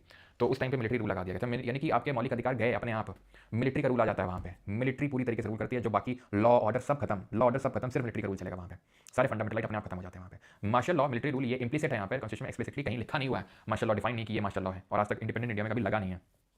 इट वेस्ट एक्सक्लूसिव पावर, 35 की बात कर रहा हूँ, it vests exclusive power in parliament to make laws relating to the enforcement of certain fundamental rights. यानी कि ये एक्सक्लूसिव पावर देता है पार्लियामेंट को कि वो राइट्स को लेकर, फंडामेंटल राइट को लेकर, मौलिक अधिकारों को लेकर कोई भी कानून बना सकता है। यानी कि एक्सक्लूसिव का मतलब है कि सिर्फ पार्लियामेंट और कोई नहीं, यानी कि स्टेट लेजिस्लेचर भी चाहे तो वो कोई भी कानून मौलिक अधिकार को लेकर नहीं बना सकती है। क्यों ऐसा रखा गया? क्योंकि पार्लियामेंट देश की एक ही होती है, और देश में ताकि यूनिफॉर्मिटी रहे, फंडामेंटल राइट को लेकर, मौलिक अधिकार को लेकर यूनिफॉर्मिटी रहे, इसलिए आर्टिकल नंबर 35 में सिर्फ पार्लियामेंट को पावर दी गई है। अब हम यहाँ पे देखेंगे फंडामेंटल राइट्स टू फॉरेनर्स और एलियंस। देखो मौलिक अधिकार जितने भी हैं वो भारतीयों के लिए तो है ही, लेकिन वो फंडामेंटल राइट जो फॉरेनर्स को भी मिले हुए हैं वो कौन कौन से हैं? आप एक मंत्र का जाप करेंगे, वो है 15, 16, 19, 29 और 30। ठीक है, इसको बार बार आपको रिपीटेड मोड में बोलना है, अभी अभी बोलना है 15, 16, 19, 29, 30, 15, 16, 19, 29, 30, बार बार बोलिए 15, 16, 19, 29, 30। ठीक है, ये वो फंडामेंटल राइट्स हैं that are available to foreigners also. Okay, क्यों that are available to foreigners also? Is it true? Wrong, that are available only to citizens. ठीक है, ओनली टू सिटीजन्स मतलब ये है इसका मतलब ये मत समझ लेना अच्छा ये सिटीजन को है बाकी फॉरनर, सिटीजन्स को तो सारे हैं, ये ओनली टू सिटीजन्स है, मतलब ये फॉरनर्स को नहीं मिले हुए हैं। Only to citizens, not to foreigners, not to foreigners. अब मुझे बताना, मैं लिख रहा हूँ, ठीक है, राइट अगेंस्ट एक्सप्लॉयटेशन, ये फॉरनर को मिला हुआ है नहीं? हाँ या ना? हाँ या ना? राइट अगेंस्ट एक्सप्लॉयटेशन ये फॉरनर को मिला हुआ है नहीं? आंसर इज यस, मिला हुआ है। क्यों क्यों मिला हुआ है? क्योंकि 15, 16, 19, 29, 30 में नहीं आता है। बस तुम ये याद करो, देखो तुम्हें याद है 15, 16, 19, 29, 30, यानी article 15, article 16, article 19, article 29, article 30 में जो भी लिखा हुआ है वो वाले राइट सिर्फ और सिर्फ सिटीजन को मिले, फॉरनर्स को नहीं। और बाकी जितने भी हैं 14, 17, 18, 20, 21, 22, 23, 24, 25, 26, 27, 28, 32 सब सिटीजन को तो मिले ही हुए हैं, फॉरनर्स को भी मिले हुए हैं। लेकिन 15, 16, 19, 29, 30 these are available only to citizen. तो बस 15, 16, 19, 29, 30, 15, 16, 19, 29, 30 याद रखो। कुछ भी पूछे उस तुमसे पूछ ले, बताओ तुम ये बताओ कि जो राइट टू इक्वालिटी है वो फॉरनर को मिला हुआ है? हाँ मिला हुआ है। क्यों? 15, 16, 19, 29, 30 में नहीं आता है, क्योंकि राइट टू इक्वालिटी तो 14 होता है। और पूछ ले बताओ राइट टू पब्लिक राइट में अगर बात करें एम्प्लॉयमेंट, ठीक है, right to equality in employment, public employment, foreigner को मिला हुआ है 15, 16, 19, 30, तो वो तो 16 में आता है, तो नहीं मिला हुआ क्योंकि 16 तो सिर्फ सिटीजन को मिला हुआ है, सिंपल। ठीक है, तो ये याद करना है। सर आपकी बुक विजयवाड़ा में एक लाइब्रेरी में है, अच्छा तो ये ध्यान रखना आपको बस 15, 16, 19, 29, 30। अब नहीं कि अच्छा ये मिला हुआ है तो 14 ये वाला, अरे भाई ये अगर मिला हुआ है सिटीजन को सिर्फ तो बाकी तो सबको मिला हुआ है फिर। ओके, तो आज का जो थ्योरी वाला पोर्शन हमारा भी खत्म होता है। क्वेश्चंस का आज का जो मेन लेक्चर है वो क्वेश्चंस है। कल हमने क्वेश्चन नहीं लगाए थे, तो कल जो हमने पढ़ा था जो आज पढ़ा है उसमें हम क्वेश्चन लगाएंगे दबा के यहाँ पे। ठीक है, क्वेश्चन बहुत इंपॉर्टेंट होते हैं, क्वेश्चन शुड एक्साइट यू कि भाई देखते हैं कि जो हमने पढ़ा है उसको हम कर पा रहे हैं नहीं कर पा रहे हैं, तो question should excite you, MCQs should excite you. और अगर आपको और एमसीक्यूज करने तो आप लिटिल बॉय से कर सकते हैं। एंड थ्योरी वाले पोर्शन के लिए अगर आपको एक हार्ड कॉपी चाहिए तो Fatman is the best one. Parmar ji के 4.0 बैच में अगर आप एनरोल करना चाहते हैं तो परमार अकेडमी ऐप या वेबसाइट से कर सकते हैं जाके। ठीक है, चलो और क्वेश्चन करेंगे यार दबा के।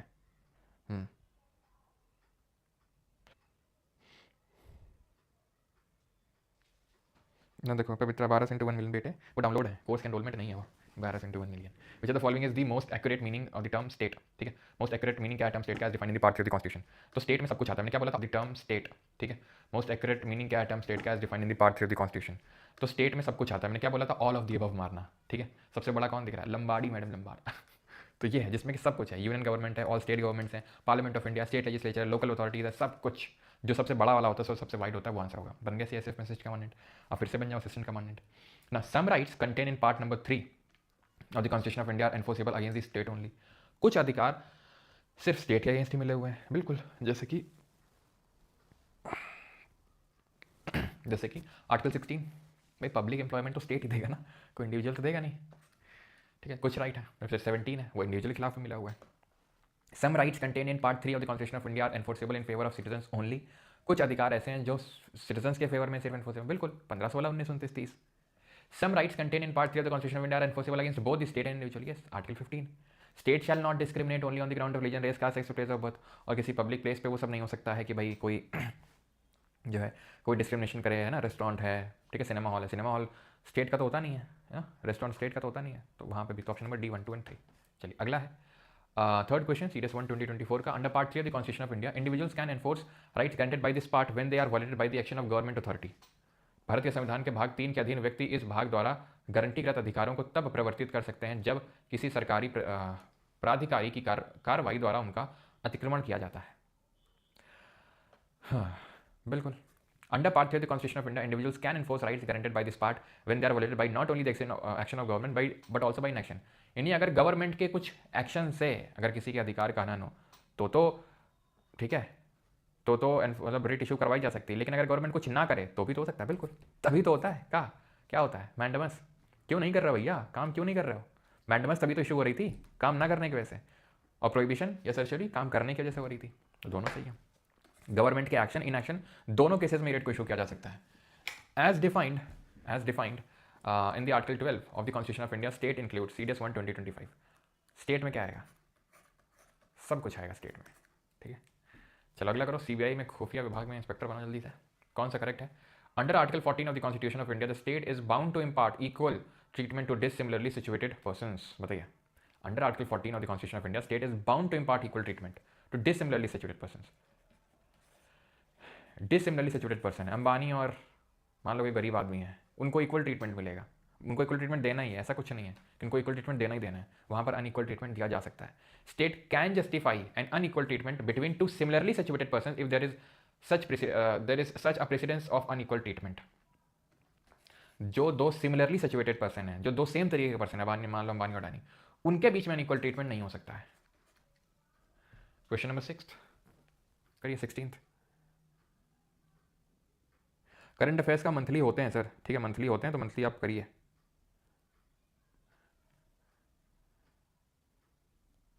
चलो, with reference to Article 16 of the Constitution of India, which of the following is or are correct? Nothing in this article shall prevent the state from making any provision for the reservation of appointment or post in favor of any. Nothing in this article shall prevent. Yes, 16 clause 4. 16 clause 4 कि backward classes of citizen के favour में और इनको reservation दिया जा सकता है, वो 16 का वोलेशन नहीं होगा। वही तो बोल रहा है फर्स्ट स्टेटमेंट कि nothing in this article shall prevent the state. State can deny a women to be appointed as a doctor in the army medical institute on account of pregnancy. Pregnancy की वजह से state मना कर सकता है appointment से, ऐसा नहीं है, ऐसा बिल्कुल नहीं है, क्योंकि स्टेट डिस्क्रिमिनेट नहीं कर सकता religion, race, caste, sex, place of birth पे, ठीक है। Creamy layer amongst these backward classes of citizen are determined by income criteria only. No, सिर्फ इनकम क्राइटेरिया से नहीं, जमीन अमीन भी, लैंड वगैरह भी सब भी डिटरमाइन करते हैं। तो option number A1 only. Only extreme keyword होते हैं, ठीक है, ओनली एक्सट्रीम कीवर्ड होते हैं, थोड़ा सा सतर्क हो जाना है आपको। अब यहाँ पे भी ओनली लिखा हुआ था, यहाँ पे भी ओनली लिखा हुआ था, उस हिसाब से तो फिर कोई ऑप्शन ही नहीं होगा। मतलब समझो कि ओनली ऐसा कोई भंड हो के नहीं मार देना सीधे कि नहीं हमने ओनली देखा बस गलत मान लिया। ऐसे तो यहाँ सम भी लिखा हुआ है, और सम जो है जनरलिस्टिक कीवर्ड होता है, सम में, कुड भी, पॉसिबिलिटी को जो जताते हैं, जो कीवर्ड पॉसिबिलिटी को जताते हैं, दिखाते हैं, वो सही होते हैं, ठीक है, generally. Which of the following rights under the constitution of India is और आर फंडामेंटल राइट। तो इनमें से कौन सा फंडामेंटल राइट है, मौलिक अधिकार है? Right to work, privacy, right to free and, और आर्टिकल भी बताएंगे आप, right to free and compulsory education in the age bracket of 6 to 18 years ना। राइट टू वर्क, नो, ये कहीं हमने पढ़ा है right to work fundamental right. Right to privacy, yes, K S Puttaswamy judgment article number 21। Right to free and compulsory education in the age bracket of 6 to 18, नहीं 6 to 14 पढ़ा था हमने, याद करो कल, 21A 6 to 14 था ना कि 6 to 18, so 2 only, option number C. The judgment of the Supreme Court in the People's Union for Civil Liberties versus Union of India 2004 is related to which of the following? Right to shelter, right against custodial violence, right to information, right to speedy trial। बताइए, speedy trial कौन सा case था? Sorry, तो right to shelter Olga Tellis case था। Custodial violence नहीं हो सकता है, ठीक है, ये आपके वो जो डीके बासु वाला था, ठीक है। आंसर क्या होगा? राइट टू स्पीडी ट्रायल, ठीक है। Civil liberties versus union of India, right to speedy trial होगा यहाँ पे। एक सेकंड, एक स्पीडी ट्रायल नहीं, वो तो शायद वो खातून वाला केस था। ये होगा आपका राइट टू इन्फॉर्मेशन, जो कि आपका राजनारायण केस था ना, राजनारायण भी इसी से संबंधित था आपका, ठीक है। राजनारायण केस भी आपका इसी से ही संबंधित था, ठीक है, राजनारायण वाला केस। और ये तो आपके वो जो कल हमने देखा था राइट टू स्पीडी ट्रायल करना है, वो खातून वाला जो केस था, हुसैन खातून बोला, हुसैन आरा वाला जो केस था, हुसैन आरा, ठीक है। चलो अभी एक दो और केसेस पढ़ाऊंगा अभी मैं बीच में, शायरा बानो वाला हो गया, ठीक है, नाज फाउंडेशन हो गया, नवतेज सिंह जौहर वाला हो गया, ये भी पढ़ाऊंगा अभी, ठीक है।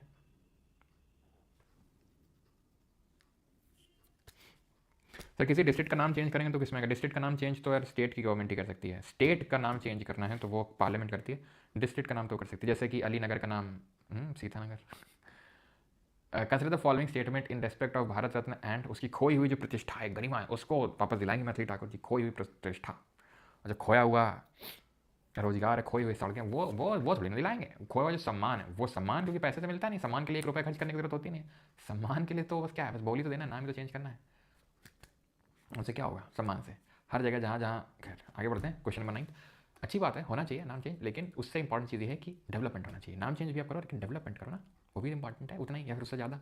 खैर पॉलिटिकल मैटर्स में कोशिश करता हूँ बोलूँ नहीं, लेकिन पता नहीं क्यों मुँह से निकल जाती है, मेरे मुँह से निकल गई टाइप हो जाता है, क्योंकि लोग टैग बड़ी जल्दी लगाते हैं कि ये इस पार्टी से हैं, लगता है इस पार्टी से हैं, उस तरीके का।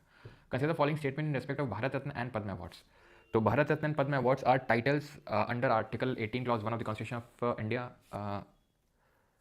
ओके, देखो भारत रत्न हो गया, पद्म अवार्ड हो गया, ये सब प्रोहिबिटेड नहीं है, सब हैं, क्योंकि ये सब जितने भी आपके हेरिडिटरी टाइटल है उनको ये क्या करता है, प्रोहिबिट करता है लेने से। Padma awards which were instituted in the year 1954 were suspended only once, no they have been suspended twice. 1975 में किया गया suspend.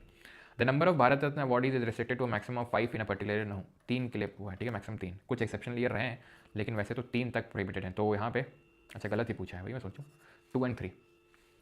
Which of the following statement with regard to the article number 19 clause 1 of the Constitution of India is correct? Freedom under this article are not absolute। क्या ये अनुच्छेद के अधीन स्वांतर्थ अधिकार आंतरिक नहीं है? बिल्कुल एब्सोल्यूट नहीं है सर। क्यों? क्योंकि यहाँ पर रीजनेबल रिस्ट्रिक्शंस दिए हुए हैं, उचित प्रतिबंध दिए हुए हैं। रीजनेबल रिस्ट्रिक्शंस कहाँ दिए हुए हैं? 19 clause 2, clause 3, clause 4। Reasonable restrictions can be imposed on the exercise of the freedom under this article. Yes, अगर ये असर्सन रीजन का होता ना तो फिर पता है क्या आंसर होता? क्या होता? असर्सन भी सही है, रीजन भी सही है, और रीजन सही एक्सप्लेनेशन है असर्सन का। चलो अगला है मेनका गांधी वर्सेस जो यूनियन ऑफ इंडिया केस हुआ 1978 का, उनमें से कौन सा सही स्टेटमेंट नहीं है? बताइए, पढ़िए और बताइए। लोगों की संख्या धीरे धीरे कम होती गई क्योंकि लोगों को और भी ज़रूरी काम है। उनके पास इतना ही काम थोड़ी ना कि वो क्वेश्चन लगाएंगे बैठ के यहाँ पे, और भी इंपॉर्टेंट काम है भाई। Badgal Neeraj, sir railway group D and CHSL के लिए most expected GK GS question के क्वेश्चन करवा दो, आपसे पढ़ के ही समझ आता बस। Railway group D and CHSL के लिए, CHSL का तो पेपर हो रहा है ना अभी, तो अब क्या उसमें करवाएं? ग्रुप डी के लिए हाँ हो सकते हैं, लेकिन CHSL के लिए तो क्या ही करेंगे, ठीक है।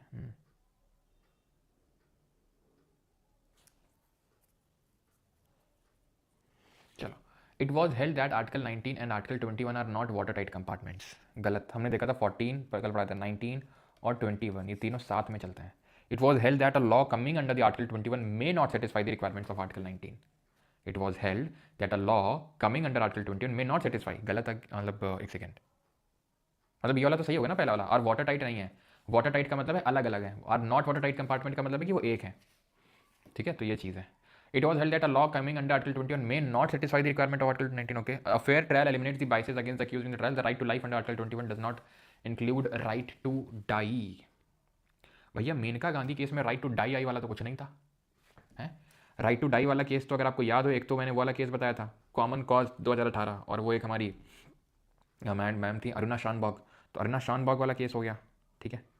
और जो आपका कॉमन कॉज केस है जो जो तो following statement with regard to Menaka Gandhi case, Menaka Gandhi versus union of India,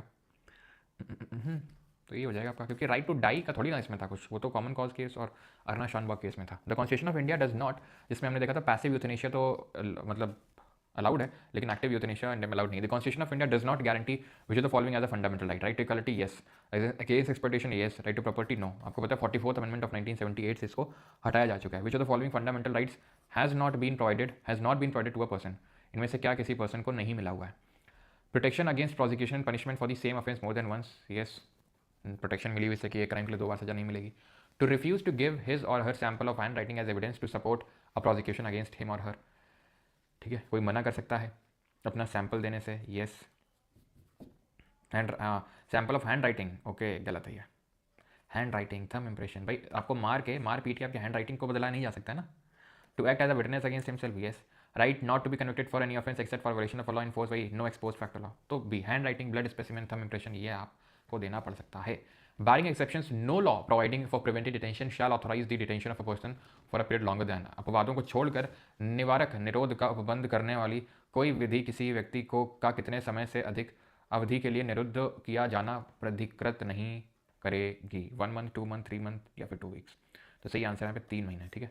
3 महीने से ज़्यादा किसी का डिटेंशन नहीं जा सकता है unless an advisory board constituting the high court जजेस एडवाइजेस। तो 11:11 हो चुके हैं। अगेन पता नहीं एग्जैक्टली देख रहे हो, 11:11 होता तभी कुछ तो है नेचर में, कुछ तो है नेचर में जो आपको बार बार उसी चीज़ के पीछे लेके आ रहा है। कुछ तो है जिससे मुझे लगता है 9-2-11 हो जाना चाहिए। क्यों सर 9 चेक करिए। ओके कर लिया अभी। क्या दिक्कत है? क्या इसमें किस में प्रॉब्लम है आपको? कोई पर्टिकुलर?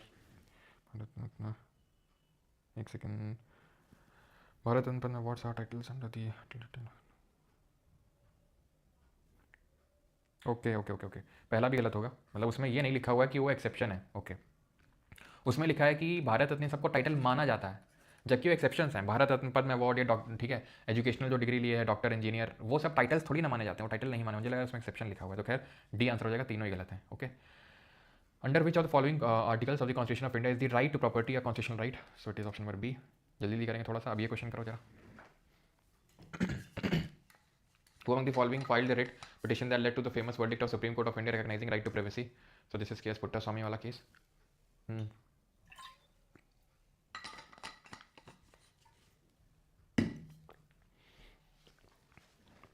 कौन सा करेक्ट है? Correct, there should be a tribunal or an officer having legal authority to determine questions affecting rights of subjects and having a duty to act judicially.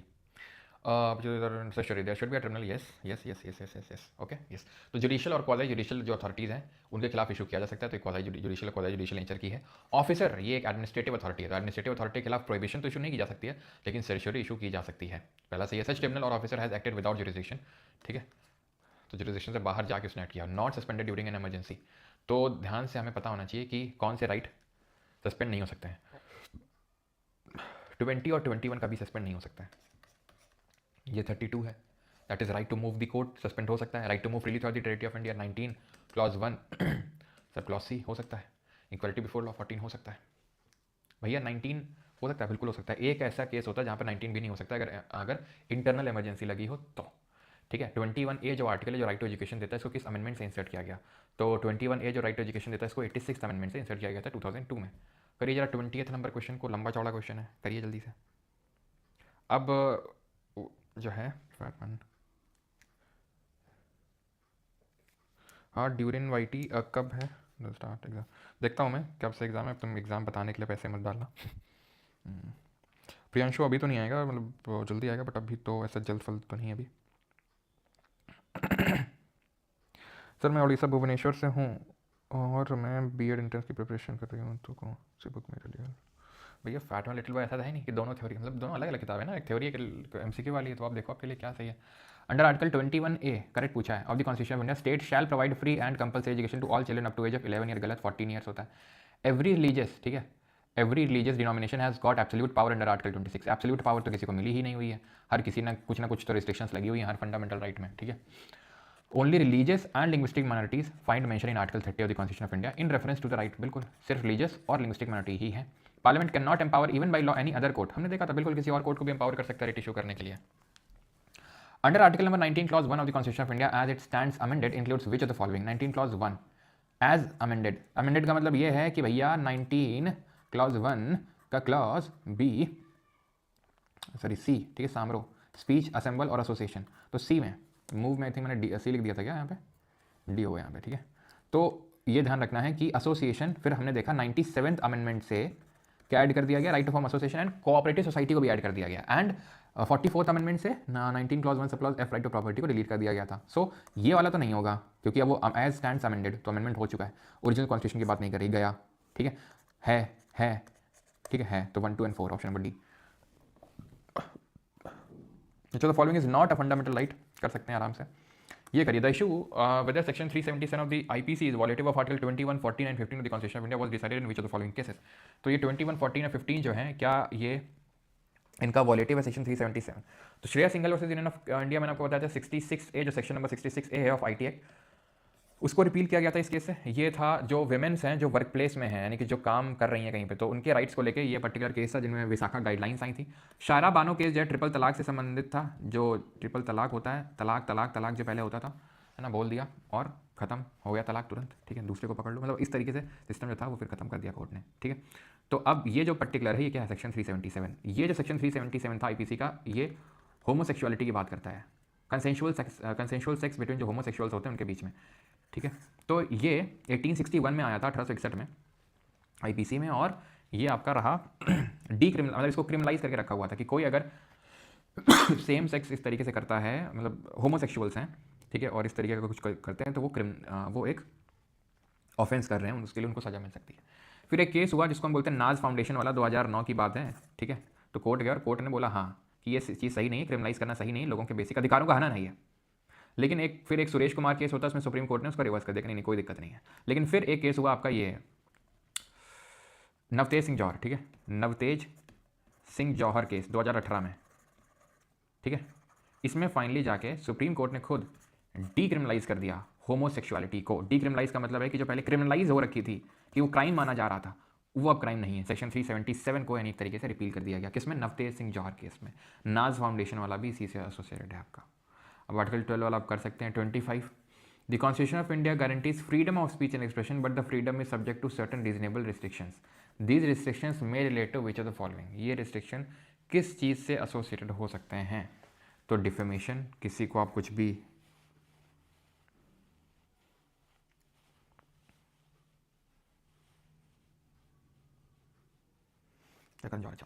Defamation, decency, morality और incitement to offence. दंगा नहीं भड़का सकते हैं, सब आसान से हैं, कल देखे थे यार, ठीक है, सारे। पब्लिक ऑर्डर, मोरालिटी, ये भी इसमें आ जाएगा। Sovereignty of country.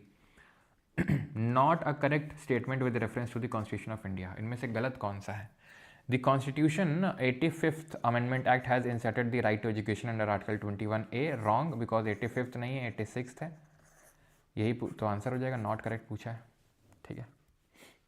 Rate jurisdiction high court का वाइड है सुप्रीम कोर्ट से। क्यों वाइड है, रिकॉल करो, क्योंकि हाई कोर्ट ना सिर्फ फंडामेंटल राइट बल्कि लीगल राइट को इन्फोर्स करने के लिए भी रेट इशू कर सकता है। इक्वालिटी बिफोर द लॉ और equal protection of the laws within the country is guaranteed under which of the following articles of the constitution? तो 22 arrest and detention, public employment में equality, prohibition of discrimination, खत्म। हाँ, ये question करिए, which of the following fundamental right is और are available to non citizens. Non citizen मतलब foreigners या aliens जिनको बोल सकते हैं, उनको अवेलेबल है। एलियन का मतलब ये नहीं कि दूसरे प्लानट से ही आया हो, ठीक है, एलियन का मतलब है कि फॉरनर भी हो तो भी। चलो, सो फंडामेंटल राइट इज और are available only to Indian citizens. बताइए, मतलब सॉरी नॉन सिटीजन्स पूछ रहा है। तो हमें पता है कि 15, 16, 19, 29, 30, तुम्हें क्या करना है, लिख लेना पहले। 19 सही है, ठीक है। प्रोटेक्शंस ये 20 का क्लॉज 3 है। ये फ्रीडम ऑफ कॉन्शियंस ये 25 का क्लॉज 1 है। Non discrimination matters of employment 16 है। अवेलेबल टू नॉन सिटीजन 15, 16, 19, 29, 30 के अलावा सब नॉन सिटीजन को मिले हुए हैं, सब मिले हुए हैं। क्यों? क्योंकि तो सिर्फ सिटीजन को मिला हुआ है। ये तो इसमें नहीं आता ना, 15, 16, 19, 29, इसमें ये भी नहीं आता है, ये आता है। खत्म। कॉन्फिडेंट हो उत्तर दोगे अगर 15, 16, 19, 29, 30 वाला फॉर्मूला समझ गया तो। Which of the following is not correct as per the article 14 of the constitution of India? कौन सा सही नहीं है? Equality before law is guaranteed to citizen of India only. Wrong. देख सकते हैं, लेकिन पहले हम पूरा पढ़ लेते हैं, हो सकता है कुछ और डेप्थ में चीज़ें हो। It secures for any person equal protection of laws within the territory of India. The state shall not deny to any person equality before the law within the territory of India. The state shall not deny to non-citizens equality before the law within the territory of India. ठीक है। Which of the following legal maxims means we command? Habeas corpus, to have the body of, we command.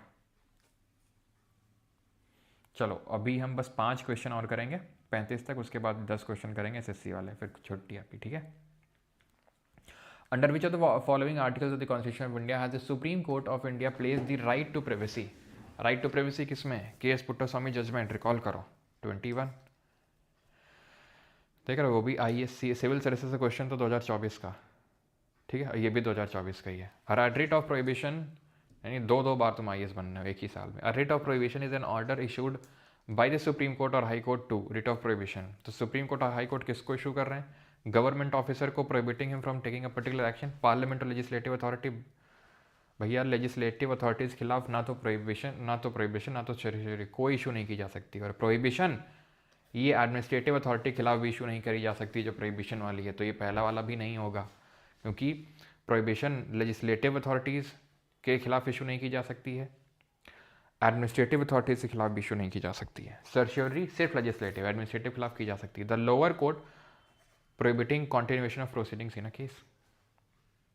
Government नहीं, government prohibiting from नहीं, option number C. Okay, देख रहे हैं, ये civil service question हैं। In India which of the following amendments was widely believe to be enacted to overcome the judicial interpretation of the, अभी नहीं पढ़ा हम लोगों ने ये, ठीक है, ये अभी नहीं पढ़ा है, पढ़ेंगे। ये मेनली 42nd अमेंडमेंट है, लेकिन हम पढ़ेंगे, ये भी कोई बहुत बड़ा टफ क्वेश्चन नहीं है। Now in essence what does due process of law means? सारभूत रूप से विधि की सामयिक प्रक्रिया का अभिप्राय क्या है? अब आपका अगर याद हो तो ड्यू प्रोसेस ऑफ लॉ की हम चर्चा कहाँ कर रहे थे? Menaka Gandhi case article number 21 में, कि that the law should also be fair, just and reasonable. यानी कि सिर्फ ऐसा नहीं कि आपने procedure establish by law follow किया एंड बस आपको इम्यूनिटी मिल गई, आप कुछ भी कर सकते हो। आपको ये भी देखना, मतलब आपको ये भी देखना है कि वो जस्ट फेयर एंड रीजनेबल है भी कि नहीं है, यानी प्रिंसिपल्स ऑफ नेचुरल जस्टिस को फॉलो किया भी गया है कि नहीं। प्रोसीजर स्टैब्लिश बाई लॉ तो कहाँ से लिया गया कॉन्सेप्ट? जापान से। Due process of law US से। ओके ओके, तो प्रिंसिपल्स ऑफ नेचुरल जस्टिस को फॉलो किया गया है कि नहीं। राइट टू प्राइवेसी आराम से फिर से हो सकता है। तो खैर अब हम करते हैं यस यस सी और ये रेलवे के क्वेश्चन को, ठीक है, चलो। Which part of the constitution is known as the Magna Carta of India and guarantees fundamental rights to the citizens, so union and territory, citizenship, fundamental right। कल देखेंगे part 4 और 4A। कल हम डीपीएसपी और फंडामेंटल ड्यूटी दोनों देखेंगे, ठीक है।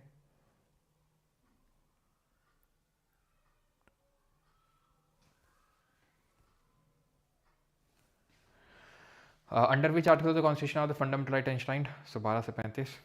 देख रहा यूपीएससी करने के बाद वही है कि जब तुमने वेट रख के पुशअप्स मार रखे हैं तो बिना वेट के तो it would be like light weight type तुम्हें, ठीक है। तो with reference to the Indian constitution fundamental rights are, भारतीय संविधान के अनुसार मौलिक अधिकार इस प्रकार हैं। Not written in the constitution लिखे हैं भाई, देख लो कितना बेसिक सा क्वेश्चन है। Which Indian constitutional amendment act have decrease the fundamental right from 7 to 6? नहीं तुम देख लो अभी तुम क्वेश्चन की क्या हालत हो रखी है यहाँ पे। 44th अमेंडमेंट, ठीक है, 44th अमेंडमेंट। तो तुमको मैंने बताया था यही तुम गलती करोगे वहाँ पे, कि 44th ना मार करके 42nd कर दोगे तुम। Right to property 44th amendment 1978 से हटा, पार्ट नंबर 12 आर्टिकल 300A में गया। विच of the following statement is correct about the fundamental rights of the, which of the following statement is incorrect about the fundamental rights of the Indian constitution? कौन सा इसमें से भारतीय संविधान के मौलिक अधिकारों के बारे में निम्नलिखित में से कौन सा कथन गलत है? Incorrect. These may be enforce by the courts, ठीक है, कौन सा स्टेटमेंट गलत है? दीज आर एब्सोल्यूट, ये गलत है। एब्सोल्यूट नहीं है, क्वालिफाइड है। क्वालिफाइड है मतलब रिस्ट्रिक्शंस लगे हुए हैं, कोर्ट एनफोर्स कर सकते हैं बिल्कुल। They are subject to reasonable restrictions. 50 which constitutional amendment act made the right to education a fundamental right in India? किस संवैधानिक संशोधन अधिनियम ने शिक्षा के अधिकार को भारत में मौलिक अधिकार बनाया? कौन सा था अधिकार? 86th constitutional amendment of 2002। 51 who was the chairman of the advisory committee on fundamental rights minorities tribal and, ये क्या है ये क्वेश्चन? क्या है ये क्वेश्चन? ये तो बहुत पुराना क्वेश्चन आ गया यार, पुराने दिनों की याद दिला दी इसने। मिलियन साल पहले हमने कोई चैप्टर पढ़ा था, मेकिंग ऑफ कॉन्स्टिट्यूशन, है याद है क्या? Arrange the following fundamental rights in the order they are listed in the constitution. जिस ऑर्डर में लिखे हुए हैं उसी ऑर्डर में आपको लगाना है इनको।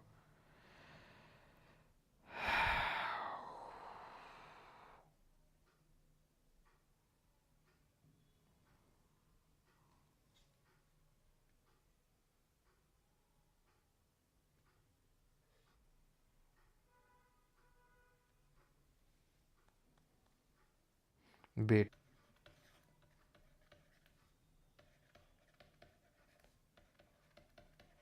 ठीक, 4 2 3 1।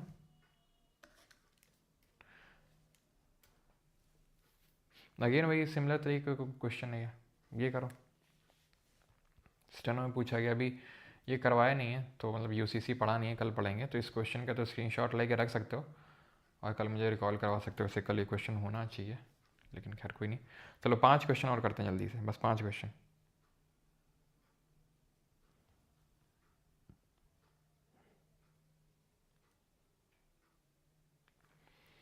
Life and personal liberty, article number 19, freedom of speech and expression, clause 1 sub clause A, right to equality 14 to 18, property पहले हुआ करता था, ठीक है, and right to privacy 21। Component है राइट टू प्राइवेसी उसका, right to life and personal liberty बहुत wide है। Right to life and personal liberty, right to speedy trial है, हेल्थ है, पोल्यूशन फ्री एनवायरनमेंट है, राइट टू ठीक है, noise free environment है, बहुत सारा, बहुत वाइड है। Which is the following constitution permits, article of permits to make special provision for women and children. I think कोई प्रॉब्लम नहीं हो रही, बहुत आसान आसान से हैं सब, ठीक है। Which article safe guard the freedom of religion in India, कौन सा अनुच्छेद भारत में धार्मिक स्वतंत्रता की रक्षा करता है? ये करता है, करता तो है, ये करता है, करता तो है, ये करता है, करता तो है, ये भी करता है। लेकिन अब यहाँ पर सारे रिलीजियस फ्रीडम में आते हैं, 25 से 28 हमने देखा था, ठीक है, तो वी वुड गो विद 25, जो इंडिविजुअल को राइट टू रिलीजियस फ्रीडम देता है। अंडर विच अमेंडमेंट, राइट ले क्या यार बार बार वही क्वेश्चन है, विच आर्टिकल, हाँ तो विच article of Indian constitution prohibits trafficking in human beings and force labour, कौन सा अनुच्छेद मानव तस्करी और जबरन श्रम पर प्रतिबंध लगाता है? बी, ठीक है। 15 प्रोहिबिशन एंड डिस्क्रिमिनेशन, भेदभाव नहीं किया जा सकता है, रिलीजियस फ्रीडम है। और 24 बाल मजदूरी के खिलाफ है, ठीक है। विच article of the constitution guarantees equality before law, तो आप यार क्वेश्चन कर सकते हैं, ठीक है, मैं कोई देखता हूँ ढंग का क्वेश्चन है तो। द आरटीआई एक्ट, ये नहीं करना अभी, ठीक है। वैसे तो ऑप्शन नंबर ए होगा इसका, गवर्नमेंट डिपार्टमेंट, आसान है, कोई टफ नहीं है। और देखते हैं कोई ठीक ठाक अच्छा क्वेश्चन होता है तो इसको मैच करो। 75 match the following writ with their correct constitutional purpose.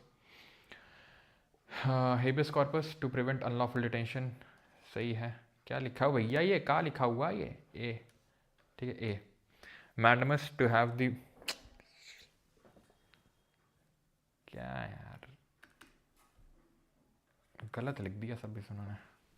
सर्श्योरी, transfer pending case, transfer करना है और क्वैश कर देना उसको। To inquire into illegal occupation of office, कैसे तुमने, तो इसका बी होगा, जिसमें यहाँ पे होगा, ठीक है, कमांड देना, ठीक है, कमांड देना, वी कमांड, ABCD, ठीक है। तो मतलब बी वाला सही लिखा नहीं हुआ था, सही कर लोगे तो ABCD यहाँ पर हो जाएगा, ठीक है। कोई इलीगल तरीके से किसी ऑफिस में बैठा, क्यों भाई, क्यों बैठे हो तुम यहाँ पे, किसने तुमको बोला यहाँ बैठने के लिए? सर्शरी मतलब क्यूरेटिव है, कि भाई क्वैश कर दिया उसको, ऑर्डर को, और उसको ट्रांसफ़र कर लिया, ठीक है, ट्रांसफ़र कर लिया उसको, ठीक है। परमादेश, ये करो। Which supreme court case rule that harmony must be maintain between, नहीं नहीं नहीं, मत करना मत करना मत करना भी, ठीक है। कुछ क्वेश्चन तो तुम तब कर पाओगे जब हम लोग कल का lecture DPSP versus fundamental right देख लेंगे तब। Which of the following rights has not been interpreted as part of article 21, right to marry, shelter, vote, privacy.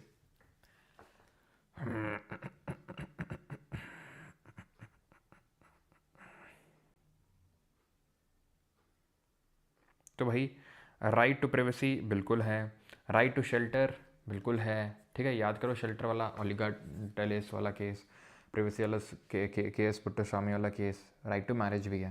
ये एक Supriyo Chakraborty versus union of India case हुआ था 2023 में, ठीक है। उसमें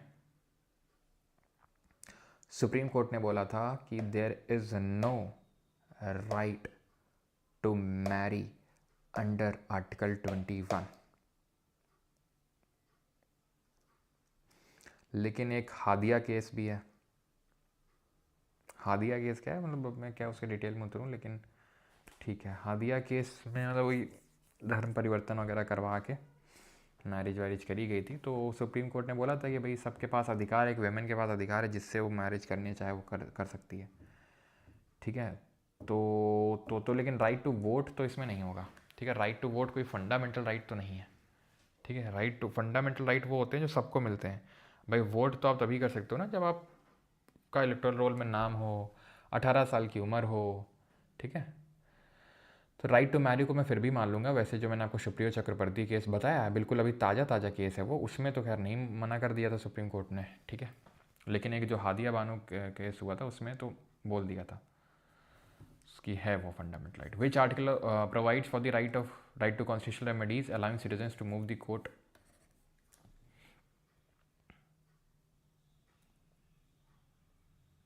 विच ऑफ द फॉलोइंग, तो प्राइवेसी वाला तो ये आपका नवतेज सिंह जौहर हो जाएगा, श्रेया सिंगल, इंदिरा सानी, पुट्टास्वामी सब पढ़ा हमने। चलिए भाई, थैंक यू सभी को, and we are done with today's lecture. बाकी के जो क्वेश्चंस हैं वो खुद से लगाने हैं आपको, ओके, क्योंकि ज़्यादा टफ नहीं है। ये वाला अच्छा लगा, sentinel on the qui vive in relation to what. ठीक है, sentinel of the qui vive which mean sentinel of the alert system के तौर पे काम करता है। Protection of fundamental right, tax laws, foreign policy, legislative procedure. तो obvious बात है, for the protection of fundamental rights जो है sentinel on the qui vive act करता है, सतर्क प्रहरी के तौर पे काम करता है, एकदम अलर्ट सिस्टम के तौर पे। कौन? Supreme court. ठीक है, okay. Which fundamental right was subject to additional restrictions by first amendment act of 1951? Right to freedom of speech and expression, constitutional liberties, equality of freedom of religion. बताइए, पूछ रहा है कि प्रथम संविधान संशोधन 1951 द्वारा किस मौलिक अधिकार पर अतिरिक्त प्रतिबंध लगाए गए थे? प्रतिबंध लगाए गए थे, किस पे लगाए गए थे रिस्ट्रिक्शंस? बोलने पे, कोर्ट जाने पे, इक्वलिटी पे, या फिर धर्म पे? तो लगाए गए थे इस पे, स्पीच एंड एक्सप्रेशन पे। ठीक है, ऑप्शन नंबर ए यहाँ पे सही आंसर हो जाएगा। चलिए तो यहाँ पे लेक्चर होता है हमारा आज का।